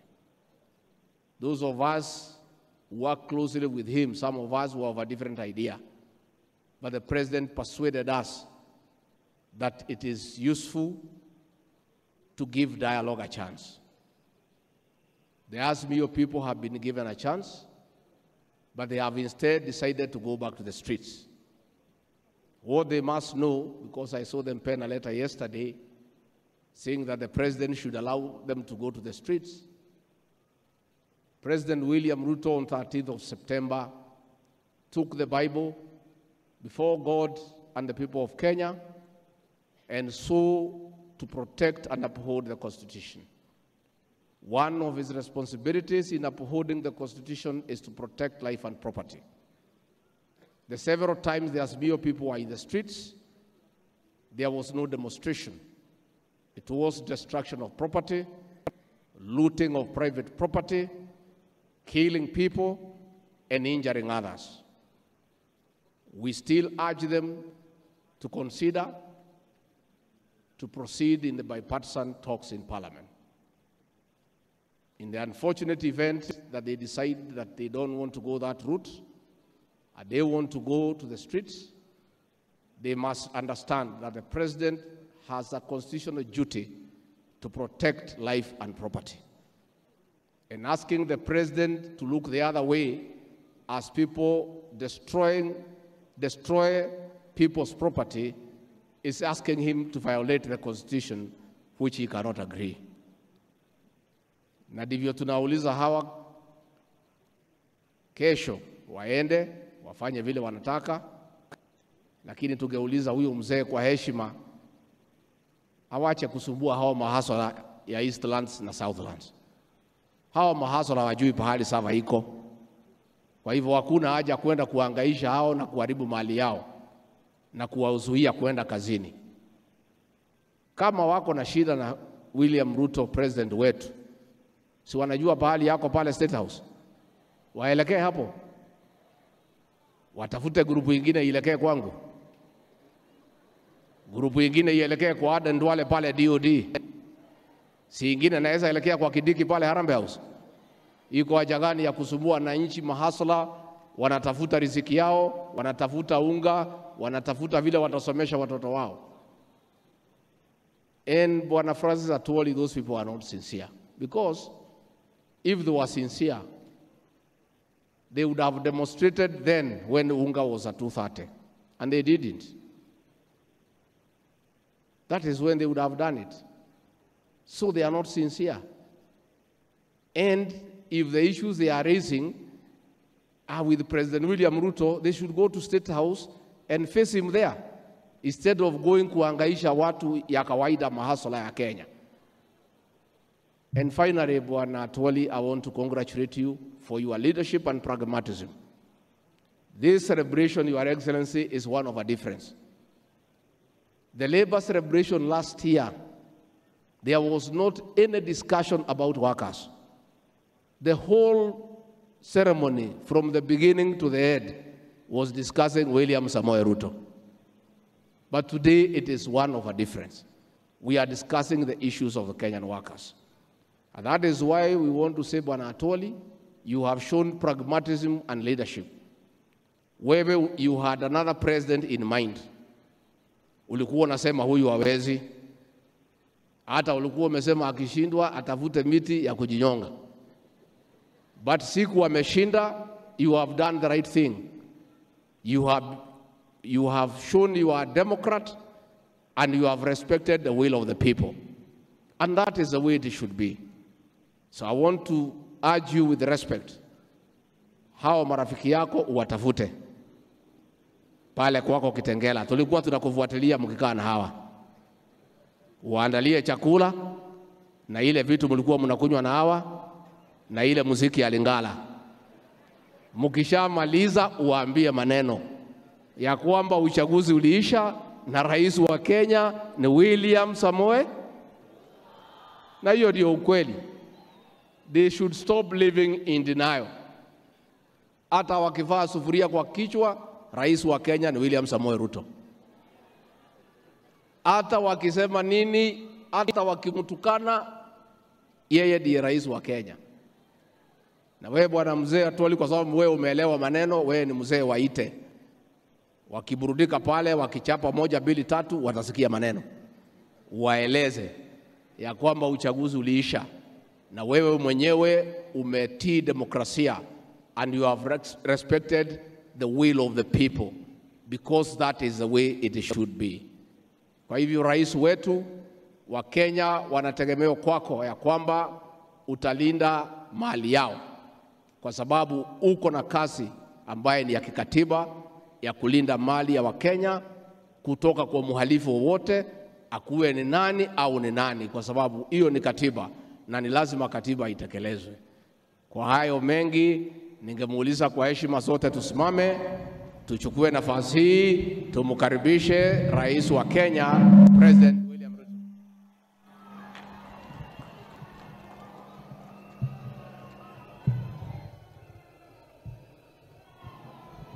Wafanyikazi wa Kenya hoye! Bwana Yesu asifiwe.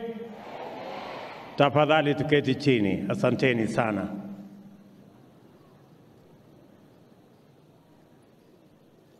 Kwanza mimi nataka nichukue nafasi hii kwa heshima kubwa katika siku hii ya Labor Day tarehe 1 mwezi wa 5 2023 kuwashukuru wafanyikazi wote wa Kenya na vile vile kuwapongeza wafanyikazi wote wa taifa letu la Kenya nikisema Happy Labor Day. Nichukue nafasi hii kuwashukuru ninyi na Wakenya wote kwamba mwaka uliopita tarehe 9 mwezi wa 8 sote tulienda kwa uchaguzi, tukachaguana kwa njia ya amani, tukamaliza ukabila na tukaweka taifa letu katika ramani mpya ya kwamba Wakenya wanaweza kutimiza haki yao ya kikatiba ya uchaguzi kwa njia ya ungwana na kwa njia ya amani. Mimi nataka niwashukuru wafanyikazi wa Kenya wote kwa sababu ya kushiriki katika uchaguzi huo kwa njia iliyofaa. Pongezi na asanteni sana. Nataka vile vile kwa njia ya kipekee na kwa heshima kubwa ni washukuru wa Kenya, wengi wao wafanyikazi walionipatia nafasi kwa kura zenu na kwa maombi yenu niwe kiongozi wa taifa letu la Kenya wa 5. Nataka niwaambie asanteni sana. Nataka niwapongeze Wakenya wote. Najua Secretary General wetu wa KOTU amesema hapa ya kwamba wengi wa wale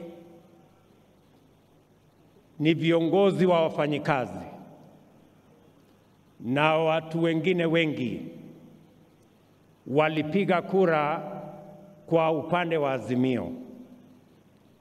Mimi nataka niwaambie viongozi hawa na Wakenya wote, sote tulioenda kwenye uchaguzi, ya kwamba kila Mkenya ambaye aliamka asubuhi na mapema na akaenda akapiga kura kutekeleza wajibu wake wa kikatiba wa kuchagua viongozi, mbali na kuchagua wa mrengo hii ama mrengo mwingine, mimi nawaambia Wakenya wote walioenda kwa uchaguzi, pongezi zangu nyingi sana. Every citizen of the Republic of Kenya that woke up early to exercise their right to choose leaders for our country deserves celebration and congratulations. Irrespective of which way you voted, you exercised your right. Hakuna Mkenya alifanya makosa kupiga kura upande wowote. Ni haki yetu ya kikatiba kuhakikisha kwamba tunachagua viongozi wetu. Wale wa Kenya ambao hawakuenda kupiga kura, hawa ndio wanahitaji tuwazungumzie, kwa sababu wale ndio wenye makosa. About 35, almost 40% of the citizens of Kenya who are eligible to vote hawakuenda kupiga kura. Wale ndio pengine wako na makosa, lakini kila Mkenya ambaye aliamka akapiga kura, akapigia Kenya Kwanza ama akapigia Azimio, huyo ni Mkenya mzalendo mwenye amesimama na kwenda kupiga kura ili tuwe na demokrasia na tuchague viongozi wetu kupitia kwa njia ya demokrasia. We are a democratic nation and no citizen should be judged for voting whichever way they voted. Nataka niwaambie viongozi walio hapa wa movement yetu ya Labour, the Labour movement leaders. Nataka viongozi hawa wote, nimekuja hapa katika sherehe hii ya kwanza ya Labour Day ili nikubaliane na nyinyi, tushirikiane, tufanye kazi pamoja kuwahudumia wafanyikazi wa taifa letu la Kenya. Na nimekuja mapema kwa sababu nimeambiwa mapema ndio best.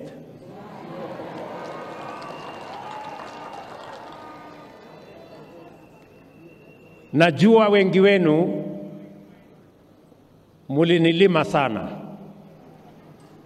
Mimi nataka niwaambie, Waswahili wanasema yaliyopita si ndwele. Jameni, tushirikiane, tufanye kazi pamoja.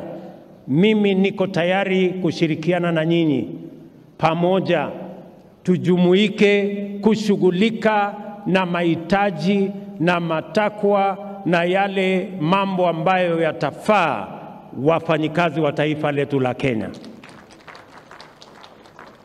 I want to ask respectfully all the labor leaders in our republic wasimame.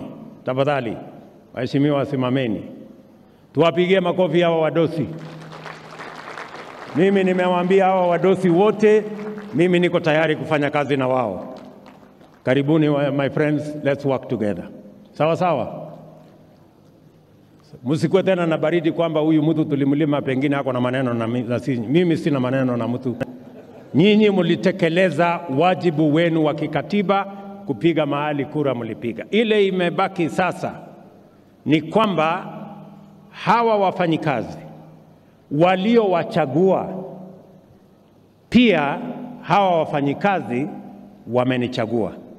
So we share the employer. Nyinyi mmechaguliwa na hawa na mimi pia nimechaguliwa na hawa. Sisi wote ni wafanyikazi ya wananchi wa taifa la Kenya. Tushirikiane.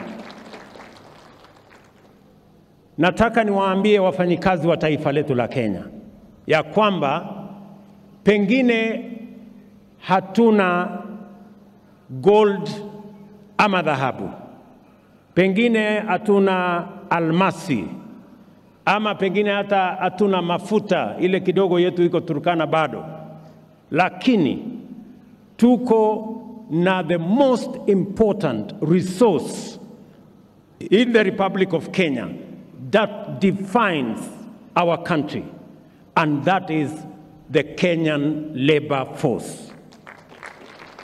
Wafanyikazi wa taifa letu la Kenya ndio rasilimali ya taifa letu la Kenya ya muhimu kuliko rasilimali ingine yeyote. The Kenyan workforce is what will shape the destiny of our country. Na kwa sababu hiyo, kwa sababu the Kenyan labor force is that important to the development of our country, we must look after it, we must work for it, and we must make it possible for it to grow, expand, and flourish. Ni jukumu letu kuhakikisha ya kwamba Wakenya wanapata nafasi ya kutosha kupata ajira, ndio wachangie katika kupeleka taifa letu la Kenya katika kiwango kipya.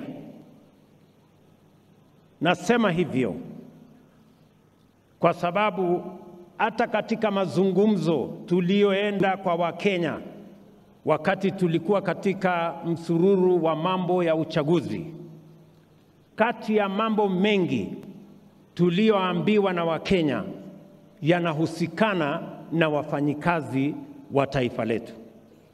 Na ndio sababu hiyo manifesto yetu, the bottom-up economic transformation agenda manifesto, is front, back, sides, and center about the Kenyan people and the Kenyan workforce.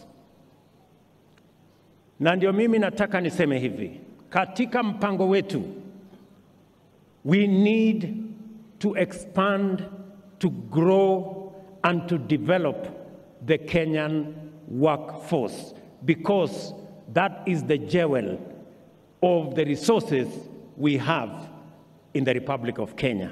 Na ndio sababu hiyo nataka kusema mambo masita ya muhimu ambayo tunapanga kama serikali kuhakikisha ya kwamba tuko na wafanyikazi na wanafanya kazi katika mazingira na katika hali ambayo wako na usaidizi wa kuchangia katika kupeleka taifa letu la Kenya mbele. Jambo la kwanza, tumesema tunaweka mpango maalum katika sekta ya kilimo, kwa sababu pale katika sekta ya kilimo ndio inazalisha nafasi nyingi za ajira katika taifa letu la Kenya. Ndio sababu tumeweka pesa bilioni 3 kukamilisha masoko katika kila constituency katika taifa letu la Kenya, ili kila mkulima tumsaidie aweze kufikisha mazao yake sokoni, mahali atakutana na wanunuzi, na tuondoe changamoto ya mabrokers na makartels ambao wanaharibu jasho ya mkulima kwa kununua bidhaa zake katika bei duni na kusababisha mkulima jasho yake ipotee.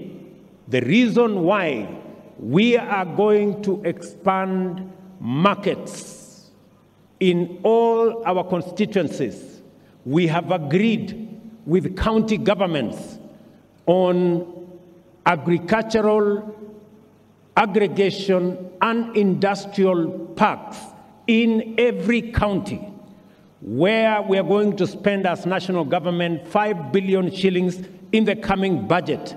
And the county governments will spend equally 5 billion shillings so that we can aggregate our agricultural produce and give real value to our farmers by eliminating middlemen, cartels, and brokers, so that the Kenyan worker in the farm can earn a decent wage and a decent living.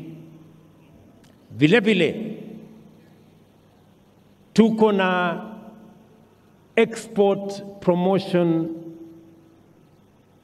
program. Tuko na EPZ ya Athi River.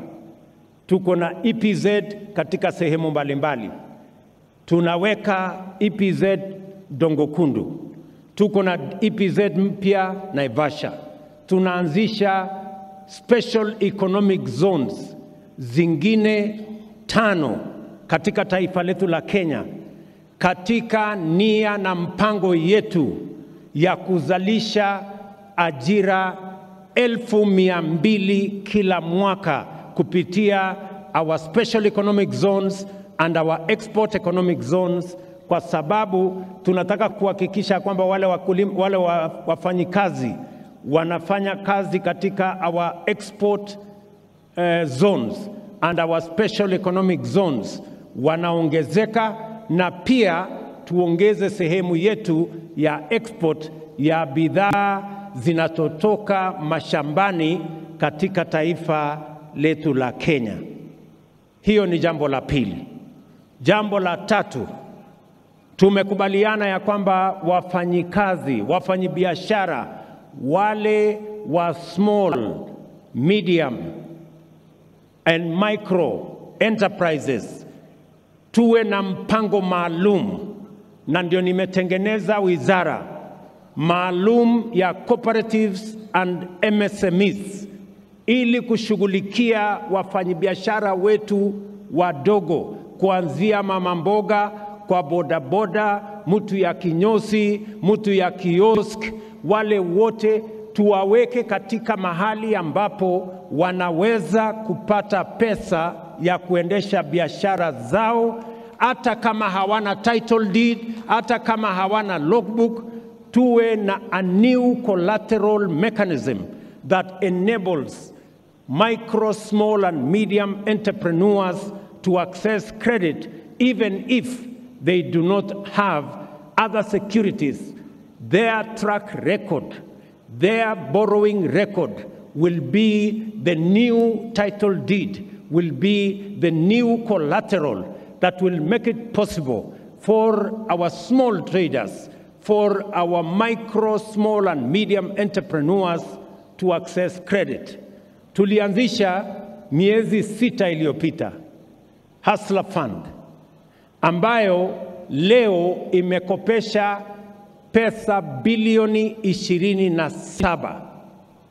Wananchi wameshalipa bilioni 17. Na wananchi ambao wamekopa hiyo pesa ni karibu wananchi milioni 15. Nataka niwatangazie ya kwamba kuanzia mwezi ujao tutapeleka Hustler Fund katika awamu ya pili, mahali sasa wewe mfanyibiashara wa kiosk, wewe mfanyibiashara wa kinyozi, na wewe jamaa wa bodaboda unaweza kukopa shilingi 10,000 hadi shilingi 1,200 kuanzia mwezi ujao. Hiyo ni katika nafasi yetu ya kuhakikisha ya kwamba wafanyabiashara wetu wadogo pia wanaweza kuchangia katika kuajiri watu wawili, watu watano, watu 10, because we believe kazi ni kazi. Si tulikubaliana namna hiyo jameni? Jambo la 4, tumekubaliana ya kwamba sekta yetu, the digital economy, tulikubaliana ya kwamba tutaweka ile tunaita digital superhighway. Juzi nilikuwa Malava, siku hiyo ingine nilikuwa Kisii, tulikuwa Kwale. Katika mpango ambayo tuko nayo sasa tunafanya na TVETs, tumeleta kompyuta 20,000 katika zile TVETs.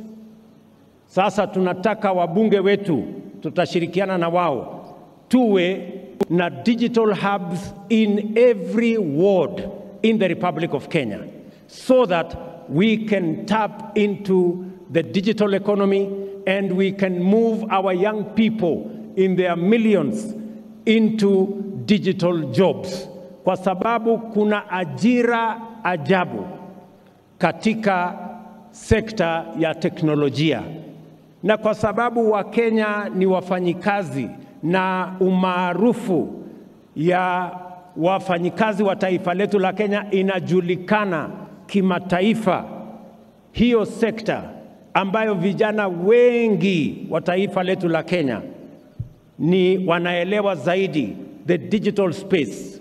The reason why we are expanding our digital footprint across the country is because we want to tap and connect our young people with digital jobs that will be possible under the whole program that connects young people to jobs anywhere in the world. Tuhakikishe ya kwamba vijana wetu tunawapanga na ajira, na mimi nimefurahi ya kwamba tumeanza hiyo mpango na tayari kila TVET katika Republic ya Kenya itakuwa na makompyuta, na tukikamilisha budget hii, kila mbunge katika taifa letu la Kenya tutakubaliana na wao na tutako-invest ili katika kila ward katika taifa letu la Kenya tuwe na digital hub, mahali vijana wa Kenya wanaweza kwenda kupanga mambo yao ya ajira tukienda mbele. Tumekubaliana vile waziri hapa amesema ya kwamba tuko na nchi nyingi ambazo wanatuuliza wanataka wafanyikazi wa Kenya. Nilikuwa Ujerumani na kiongozi wa Ujerumani atakuwa hapa on Thursday. Chancellor wa Ujerumani atakuwa hapa Thursday. Na katika hiyo mkutano tumekubaliana tutasign bilateral labor agreement ili wananchi wa Kenya wapate nafasi, kwa sababu wametueleza wanahitaji wafanyikazi milioni 250 kila mwaka Ujerumani, na wanataka wa Kenya wachangie kwa wale wanataka kupata kazi hizo Ujerumani. Tuko na nafasi za ajira Canada, tuko na nafasi ya ajira kule Marekani, tuko na nafasi za ajira UAE, Saudi, tuko na nafasi za ajira katika sehemu tofauti. Tuna sign bilateral agreements 10 vile waziri amesema in the next couple of months, ili nafasi ya ajira ipatikane kwa vijana wa taifa letu la Kenya, kwa sababu kwa sasa mnajua ile pesa tunapata Kenya kutokana na wafanyikazi wanaofanya kazi nje ya Kenya, tunapata bilioni 400 kila mwaka. Wale wafanyikazi wanafanya kazi nje ya Kenya hata wamepita pesa tunapata kwa chai, wamepita mapato yao imepita pesa tunapata kwa kahawa ama hata horticulture, kwa sababu ni nafasi nzuri. Na nchi nyingi duniani imejenga uchumi zao kwa kupanga vile wafanyikazi wao ama wananchi wao wanaweza kupanga ama kupata ajira katika nchi zingine. So tutakuwa na mpango ya kuzalisha ajira hapa nyumbani, na vile vile tutakuwa na mpango ya kuzalisha ajira ama nafasi za ajira katika nchi zingine. Jambo la 5. Si niliwaambia tuko na mpango?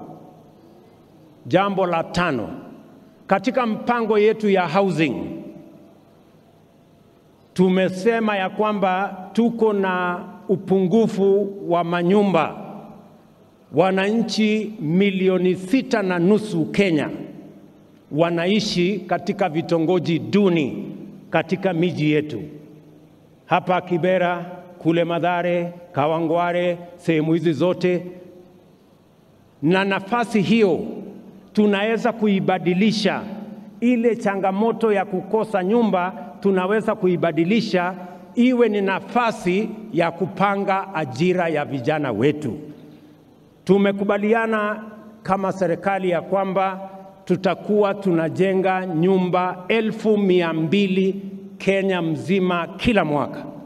Na hizo nyumba 1,200 tunahitaji vijana zaidi ya 1,000,000 kutusaidia kama plumbers, electricians, watu ambao ni carpenters, wale masons, wafanyikazi wa mkono, wale wote tunahitaji vijana zaidi ya 1,000,000 kutusaidia katika hiyo mpango. Mimi najua ya kwamba kazi hiyo, nimeanzisha nyumba kadhaa hapa Nairobi. Hapa Nairobi saa hizi tumefikisha nyumba 40,000 ambazo tunajenga. Nitakuwa hapa Makongeni tena in the next 1 month kuanzisha nyumba 30,000 zingine. Na tunataka kuhakikisha ya kwamba hiyo mpango katika budget yetu tumeweka nyumba 100 katika kila constituency as the catalyst ya kuhakikisha kwamba tunaanza kuspread mambo ya ujenzi wa manyumba ili tuhakikisha kwamba vijana wetu wanapata ajira. Watu wengi na naona viongozi wengine wanashinda wakishangaa, mbona huyu hasla anasukuma sana mambo ya ujenzi wa manyumba? Sikizeni. The reason why we are pushing the housing plan ni kwa sababu nchi zingine wamegundua ya kwamba ajira, huwezi tu kusema ajira itapatikana. You must have a plan.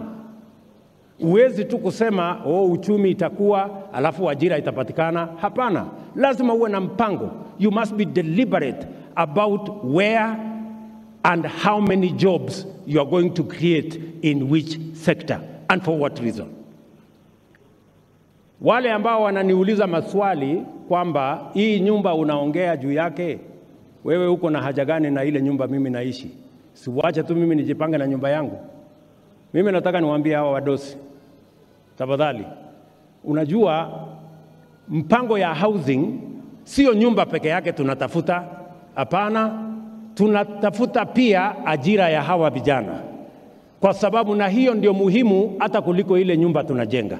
Kwa sababu tusipopanga ajira ya hawa vijana, watakuwa wanatungojea barabarani, watakuwa wanahangaika mitaani, wataingia kwa madawa ya kulevya, na sote tutapata hasara. It is important, and I want the good people of the labor movement who are here to listen to me very carefully. I know muko na maneno kidogo na mimi hapo, lakini I am going to explain myself mpaka tukubaliane vile tutaenda mbele pamoja. Mimi nataka tukubaliane hivi.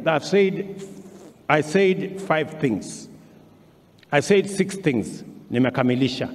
Nimesema mpango yetu ya housing, mpango yetu ya kilimo, mpango yetu ya MSME, mpango yetu ya housing, mpango yetu ya digital na mpango yetu ya diaspora. Ndio tunataka tutumie kuzalisha ajira, nafasi ya ajira, kwa sababu nafasi ya ajira ni muhimu kwa vijana wa taifa letu la Kenya. Otherwise, we are not going to solve the unemployment problem unless we have a plan on how we are going to solve it.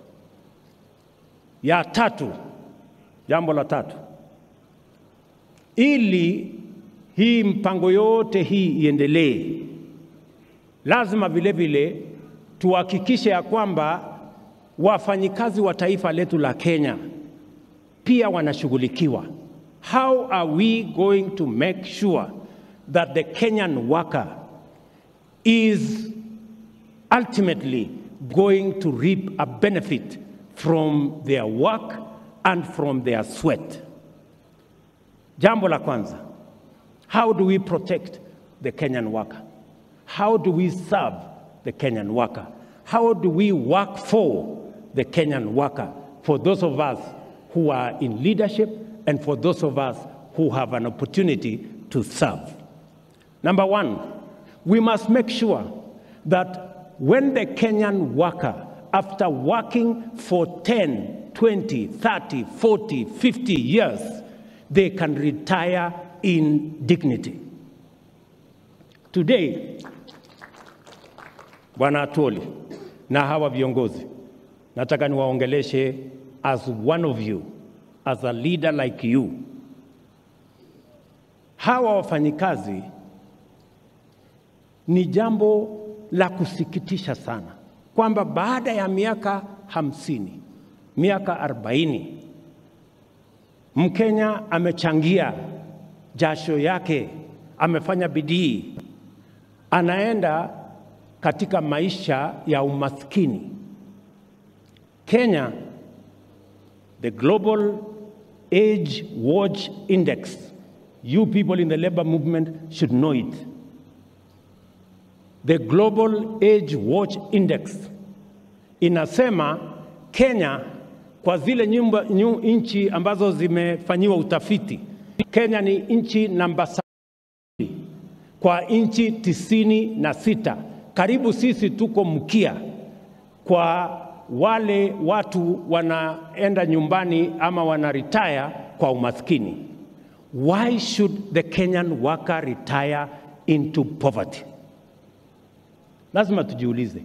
Lazima nyinyi kama viongozi wa labor movement, you must ask yourselves, how can you be leaders in the labor movement when the people you lead end up in retirement in poverty? And it is the reason why mimi nimekuwa na shida sana na mzee Atwoli for a very long time. Nilikuwa nauliza Atwoli, wewe unapinga hii 6%. Wewe unasema mwananchi atoe shilingi 200 kila mwezi. Ati hiyo ni pesa ya retirement, 200 shillings. Mwananchi akitoa 200, mfanyikazi akitoa 200, employer anatoa 200. Sasa mimi nataka nikuulize, 200 inakuwa 400. Hata kwa maombi, hata kwa dawa, hata kwa uganga, utafanya nini 200 iweze kutosha kulinda huyu mtu akienda retire? Inawezekana kweli shilingi 200 kubadilisha maisha ya mtu? It's not possible. And that is why we have age-old poverty in Kenya, and we are 72 out of 79. Who has contributed? Sasa mimi nataka niwaulize viongozi wenzangu mko hapa. Sasa nyinyi mnasema ni sawa mtu wa contribute 200, na hii sio pesa, sio tax. It is not tax. Hii ni pesa ya mwenyewe. Pesa yako ambayo utatumia ukienda retire, hiyo ni tax. Sio, ni pesa yako. Unaweka tu kwa akiba, na Waswahili wanasema akiba haiozi bwana. Ama namna gani? So the reason why I was pushing that we change this contribution structure ya mambo ya NSSF kutoka shilingi 200 mpaka 6% ni kwa sababu tunataka wafanyikazi wetu baada ya kufanya kazi miaka 20, 30, 50 waende nyumbani wakiwa na pesa ambayo watalipwa kila mwezi, mpaka kila mtu aweze kwenda hiyo safari ya mbali akiwa anaishi maisha yenye heshima. Tunaelewana jameni? Mimi nimefurahi ya kwamba wakati nimeongea na mzee huyu Atuoli, finally tumekubaliana. Na kuanzia miezi miwili iliyopita, sasa kila mfanyikazi analipa 6% na kila employer analipa 6%. Na unajua, the beneficiary here, good people, the beneficiary is the worker. Sasa wewe mfanyikazi umetoa 200. Sasa yule employer wako atatoa tu 200. Lakini ukitoa 1,000, he will be forced kutoa nini? 1,000. Mwenye amefaulu ni nani? Si mfanyikazi. Kwa sababu ile pesa yake ya retirement imeongezeka. That is the logic, my friends. In the last 2 months, let me give you the statistics. In the last 2 months, baada ya sisi kuimplement 6%, pesa ya retirement ya wafanyikazi imeongezeka kutoka 1.2 billion every month. In the month of February, ilikuwa 2.5 billion. In the month of March, ilikuwa 3.5 billion. I promise you, in the next 3-4 months, it is going to be the maximum, which is going to be 6.5 billion shillings every month. Money that will be available to the Kenyan workers in retirement. Nyinyi mnanielewa jameni? That is the thinking.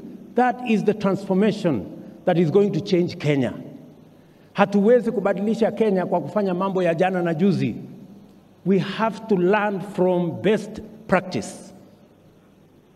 Mimi nataka niwahakikishie, kama mimi pia nikiwa ni mfanyikazi, nimeajiriwa kama vile nyinyi na wananchi wa taifa letu la Kenya, ya kwamba hiyo statistics ambayo nimepatiwa kutoka Wizara ya Labor ni kwamba we are only at around 60%. Wale watu ambao wame ratify na tayari sasa wana contribute from the 3.6 million workers we have on payroll, already 2.5 million wameanza kulipa 6%. Imebaki only 1 million, and I am confident that progressively we will get to the numbers and we will begin the journey. Kwa sababu nataka niwaeleze, and I have to tell you this because by God's grace I am the leader today in Kenya, ya kwamba Kenya, the culture of saving, we are only at 8% of GDP. Nchi zingine ziko all the way to 55% of GDP. Ndio munaona tunaenda kukopa pesa kutoka China, kwa sababu in China their saving culture is at 55% of GDP. Hatutaki kwenda kukopa pesa China tena.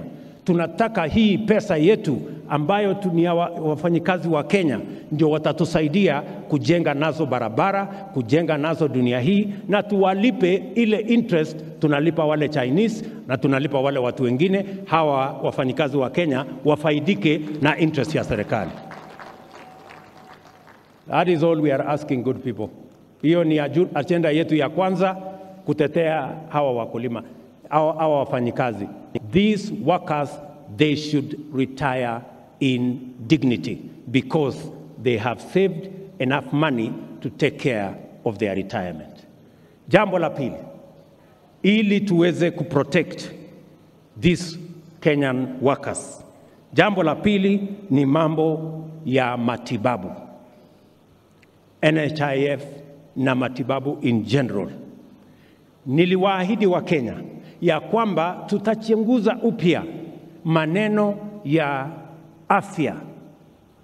Wakenya wengi, karibu Wakenya milioni 1, statistics show that up to 1 million Kenyans sink into poverty because of medical bills, meaning that many families end up in poverty because a loved one got sick.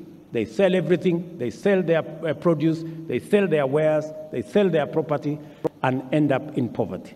And we must address ourselves to the issue of health in Kenya.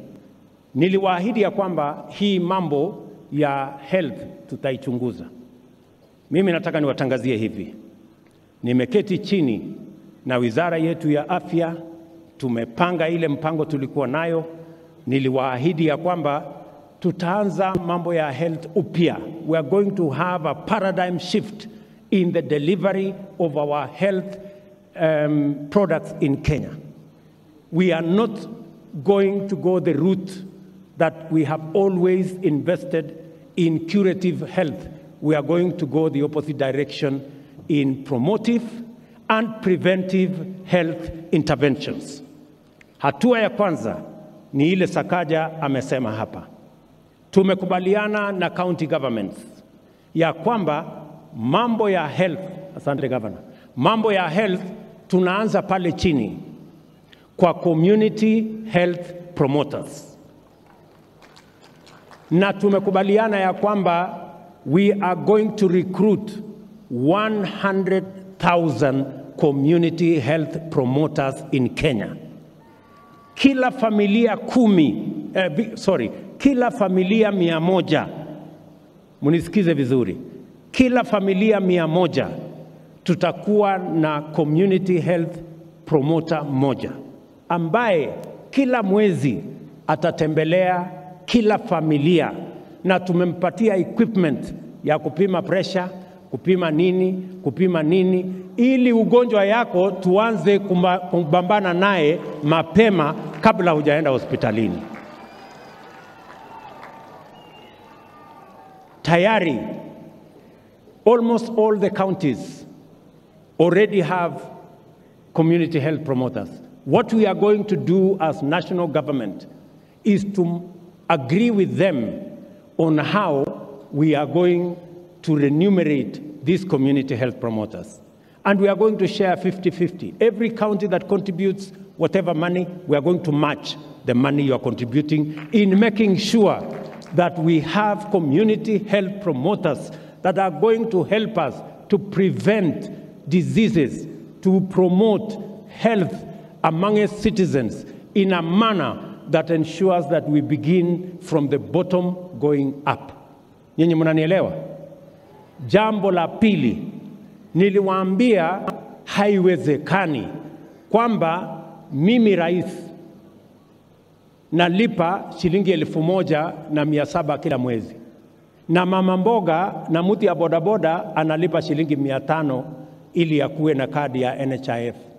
Mimi mshahara yangu ni 1,000,000. Yule bodaboda mapato yake ni 5,000. Kuna ungwana pale kweli? So nimesema tumebadilisha the contribution mechanism and the contribution formula.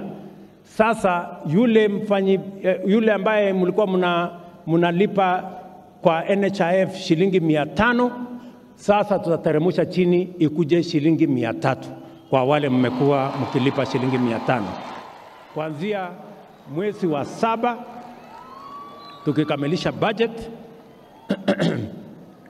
na mimi ambaye ni rais ambaye nimekuwa nishikilipa shilingi 1,000, sasa mimi nitalipa shilingi 27,500, na hao wengine katikati hapo watalipalipa hapo kidogo kidogo namna hiyo, so that we have an equitable contribution mechanism. Every one of us is going to contribute 2.7% of their earning to NHIF so that we can carry this load of health equally. Na vile vile tumeweka mpango mzuri ili kila mwananchi apate nafasi ya kuweza kupeleka watu wao wakiwa wagonjwa. Kwanza tuna ile ambayo tunaweza kumalizana nayo kule mashinani, tumalizana nayo. Hakuna haja ya mtu mwenye ako na homa anaenda Kenyatta National Hospital. Homa tunaweza kumalizana naye huko kwa kijiji. Ni kweli ama si kweli? Iko haja ya mtu ya homa aende Kenyatta National Hospital kuleta congestion? Sisi tunamalizana naye mashambani huko nyumbani, community health promoter, health center, dispensary hapo tunamalizana na hiyo hapo. Tumekubaliana jameni? So we have a deliberate plan on how we are going to change how we deliver health in the Republic of Kenya, because that is the timely intervention that is necessary for our republic at this point in time.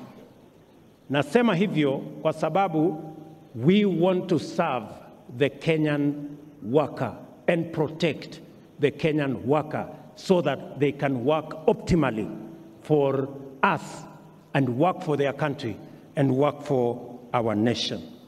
Jambo la tatu ambayo lazima tufanye ili kuwasaidia wafanyikazi wetu. Nimesema lazima to protect their old age, lazima to protect their health, na vile vile sera mpya. We are going to have a new wages and remunerations policy. Tunatengeneza sera mpya ambayo itashughulikia ni nani analipwa pesa ngapi.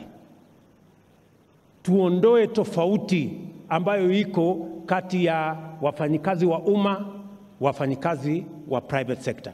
We must harmonize how we treat all our workers so that all workers work for equal pay that is fair and that ensures, hata tukisema minimal wage, lazima tukubaliane, how do we arrive at minimal wage? How do we arrive at a decent, livable wage?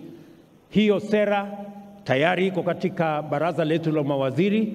Bwana chairman wa Labour hapo bunge, Bwana Karemba yuko hapa, anaitwa Bwana Mushangi. Tutaleta hiyo sera bunge, alafu nyinyi kama bunge mutatembelea hawa wafanyikazi wa Kenya wote, walete mchango wao vile wangependa hiyo sera itekelezwe kwa manufaa ya wafanyikazi wote wa taifa letu la Kenya. Jambo la nne ambayo tunataka kufanya kushughulikia hawa wafanyikazi wetu ni mambo ya injury in the place of work. Kuna wafanyikazi wengi wanaumia pale kazini, na inakuwa ni changamoto kubwa kupata compensation. Wengi wanakuja pale katika wizara ya Labour, wanahangaika ofisi hii, wanahangaika ofisi hile, kwa sababu tumesema ile mpango iko sasa for compensation around injuries at the place of work ni kwamba it is the employer who bears liability. We want to change the structure because some employers run away from that responsibility when it happens. We are going to change that whole framework so that it becomes a social insurance scheme called the Workers' Compensation Fund, so that it is predictable, so that every worker has access, na pia itakuwa rahisi kwa employers, so that employers don't carry too much burden when their employees are injured. They only contribute an insurance premium that will ensure that if workers are injured, there is a fund that will make sure they are paid. Some of the workers lose their limbs, they lose their hands, and that is what makes them underpay. We must be able to compensate workers in that manner. Vile vile, mimi nataka niseme ya kwamba wakati nimekuwa hapa, nimeona vibango ambazo zimepita hapa.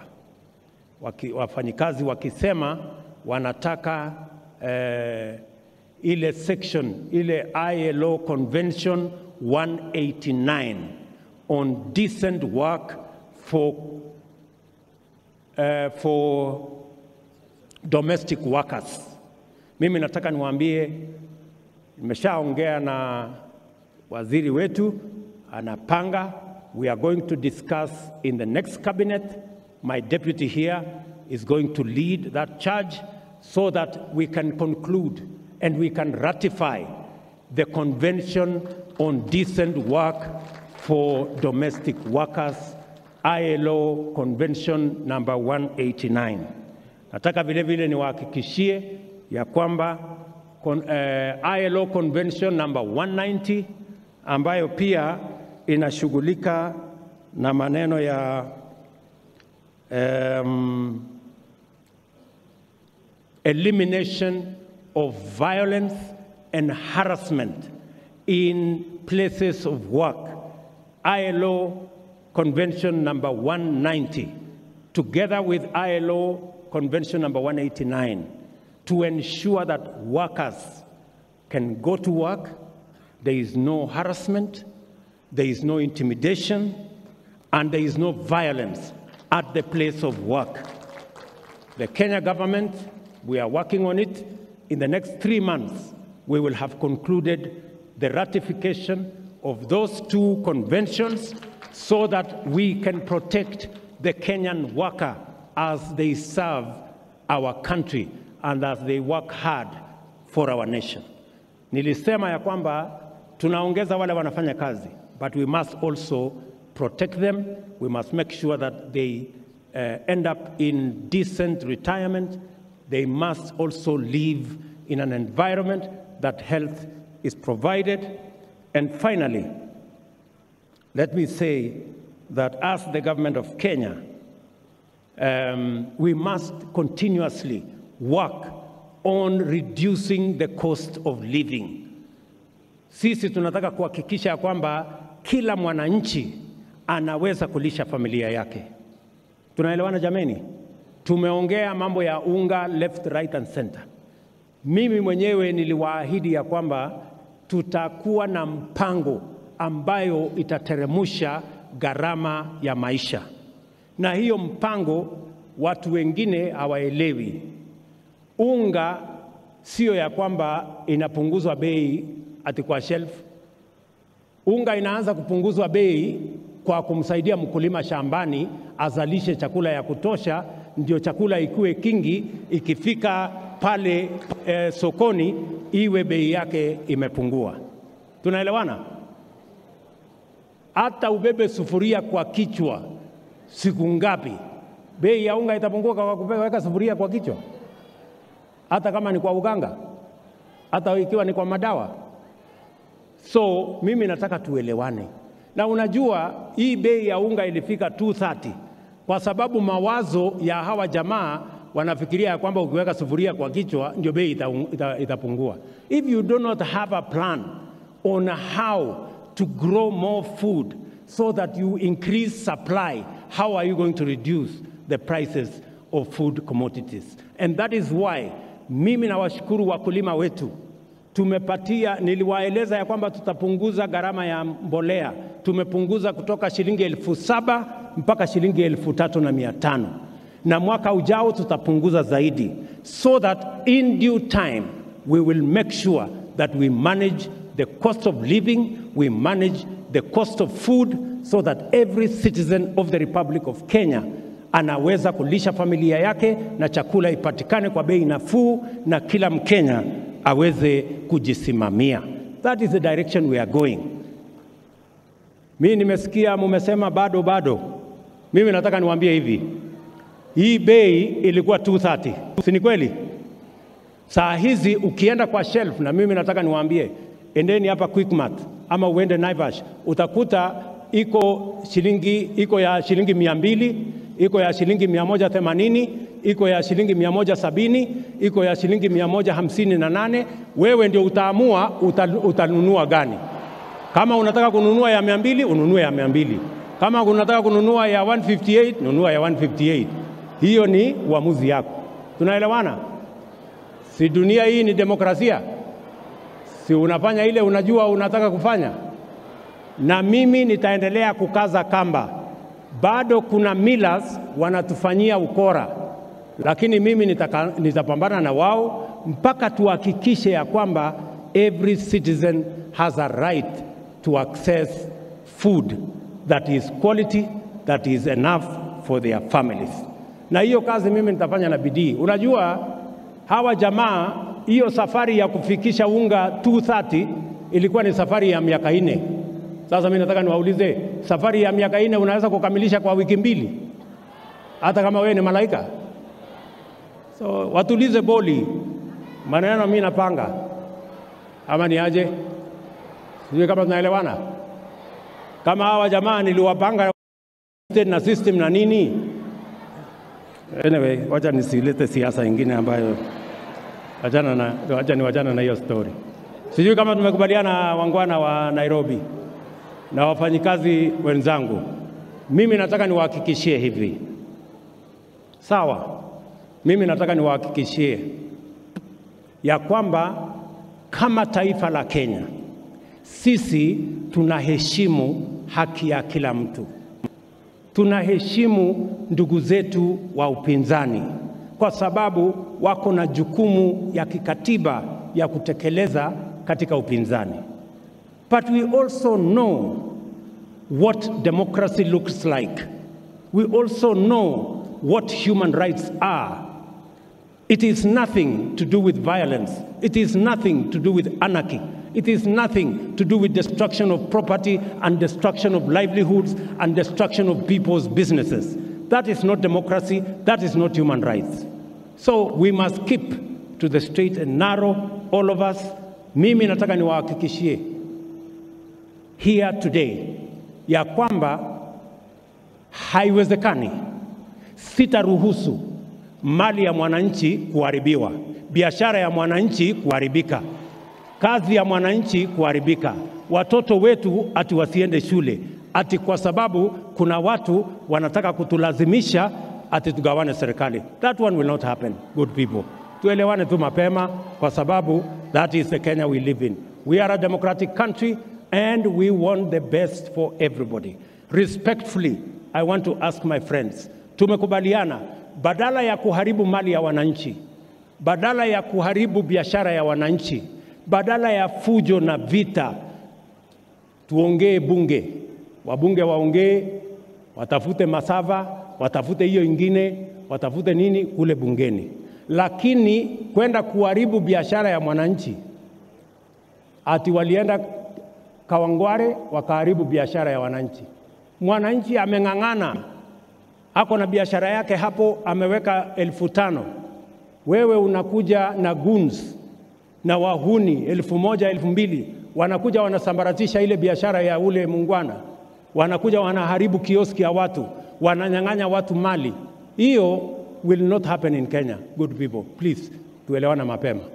So mimi nataka niwahakikishie wa Kenya, serikali ya Kenya itasimamia haki ya kila Mkenya kuendesha biashara yake, kuendesha kazi yake, kusomesha watoto wake na kuendelea na kazi yake kwa njia ya utulivu na amani.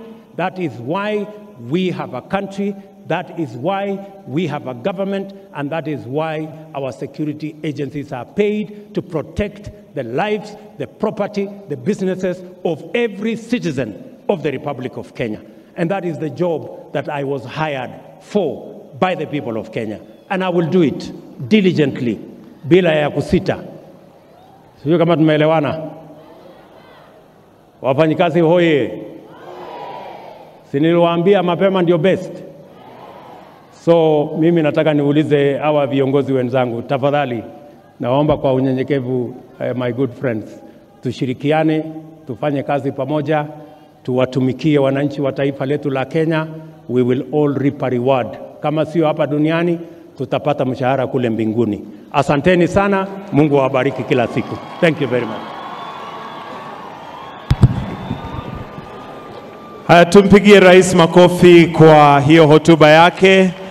Na sasa tutamalizia kwa wimbo wa taifa.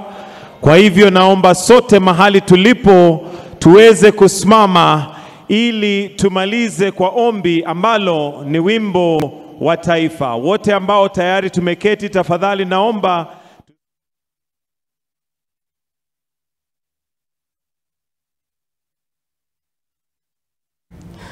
All right, so thank you very much for staying with us right here on NTV. That was President William Ruto making his first address as a president during this Labour Day celebrations at Uhuru Gardens.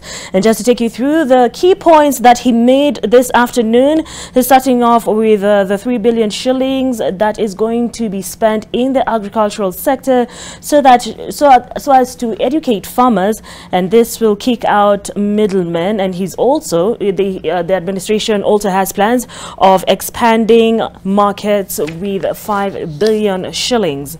Now, he also mentioned the 5 special economic zones to raise 200,000 jobs annually, and he talked about the micro, small and medium enterprises. Now, there is a ministry that was created for that to better the business environment for MSMEs by ensuring there is access to funds. He also spoke about the birth of the digital superhighway and having the digital hubs in every ward in the nation.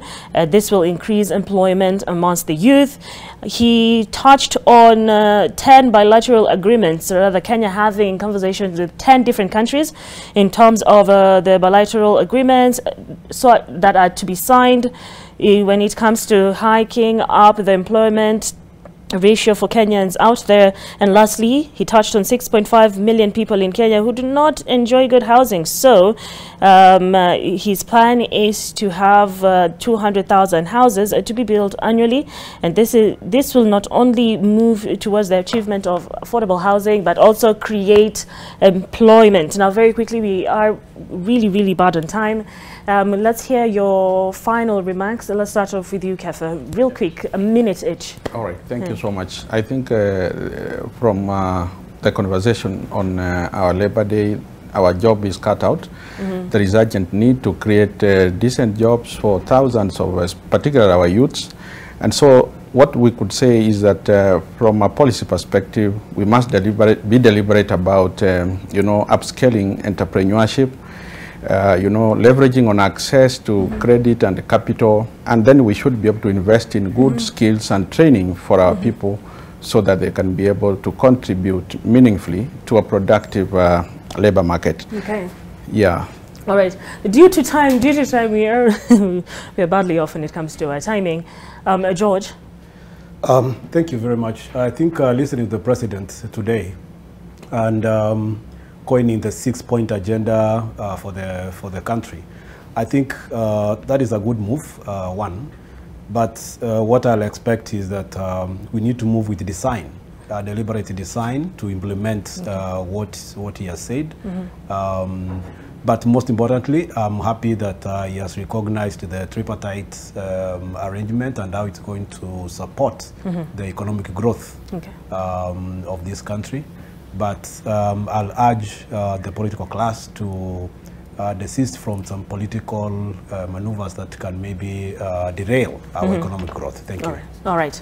John, real quick. Thank you. I think for me, I'm excited that he has talked about the youth, digital superhighway and the agriculture sector. I think agri being the driver of this economy, we need to focus on it. Value addition, access to markets, access to inputs, and access to finance. If these 6-pointer are implemented as per the plan, I think we're going to see change in the next 1 year. So it looks good. All right. Well, thank you very much, gentlemen. We've been together since 10 a.m. It's now 15 minutes past 2. We really do appreciate your presence. Just to take you through quickly of who our guests are, we had John Mungai, farthest from me. He is the National Secretary from the Economy Society of Kenya. George Masese, Head of Industrial Relations at the Federation of Kenya Employers. And lastly, Kefa Omanga, an economist and a director at the Nairobi City County. My name is Nina Shaban. Thank you so much for staying with us. That's it for our broadcast this afternoon. Up next is Nick Wambua with NTV Adhuhuri.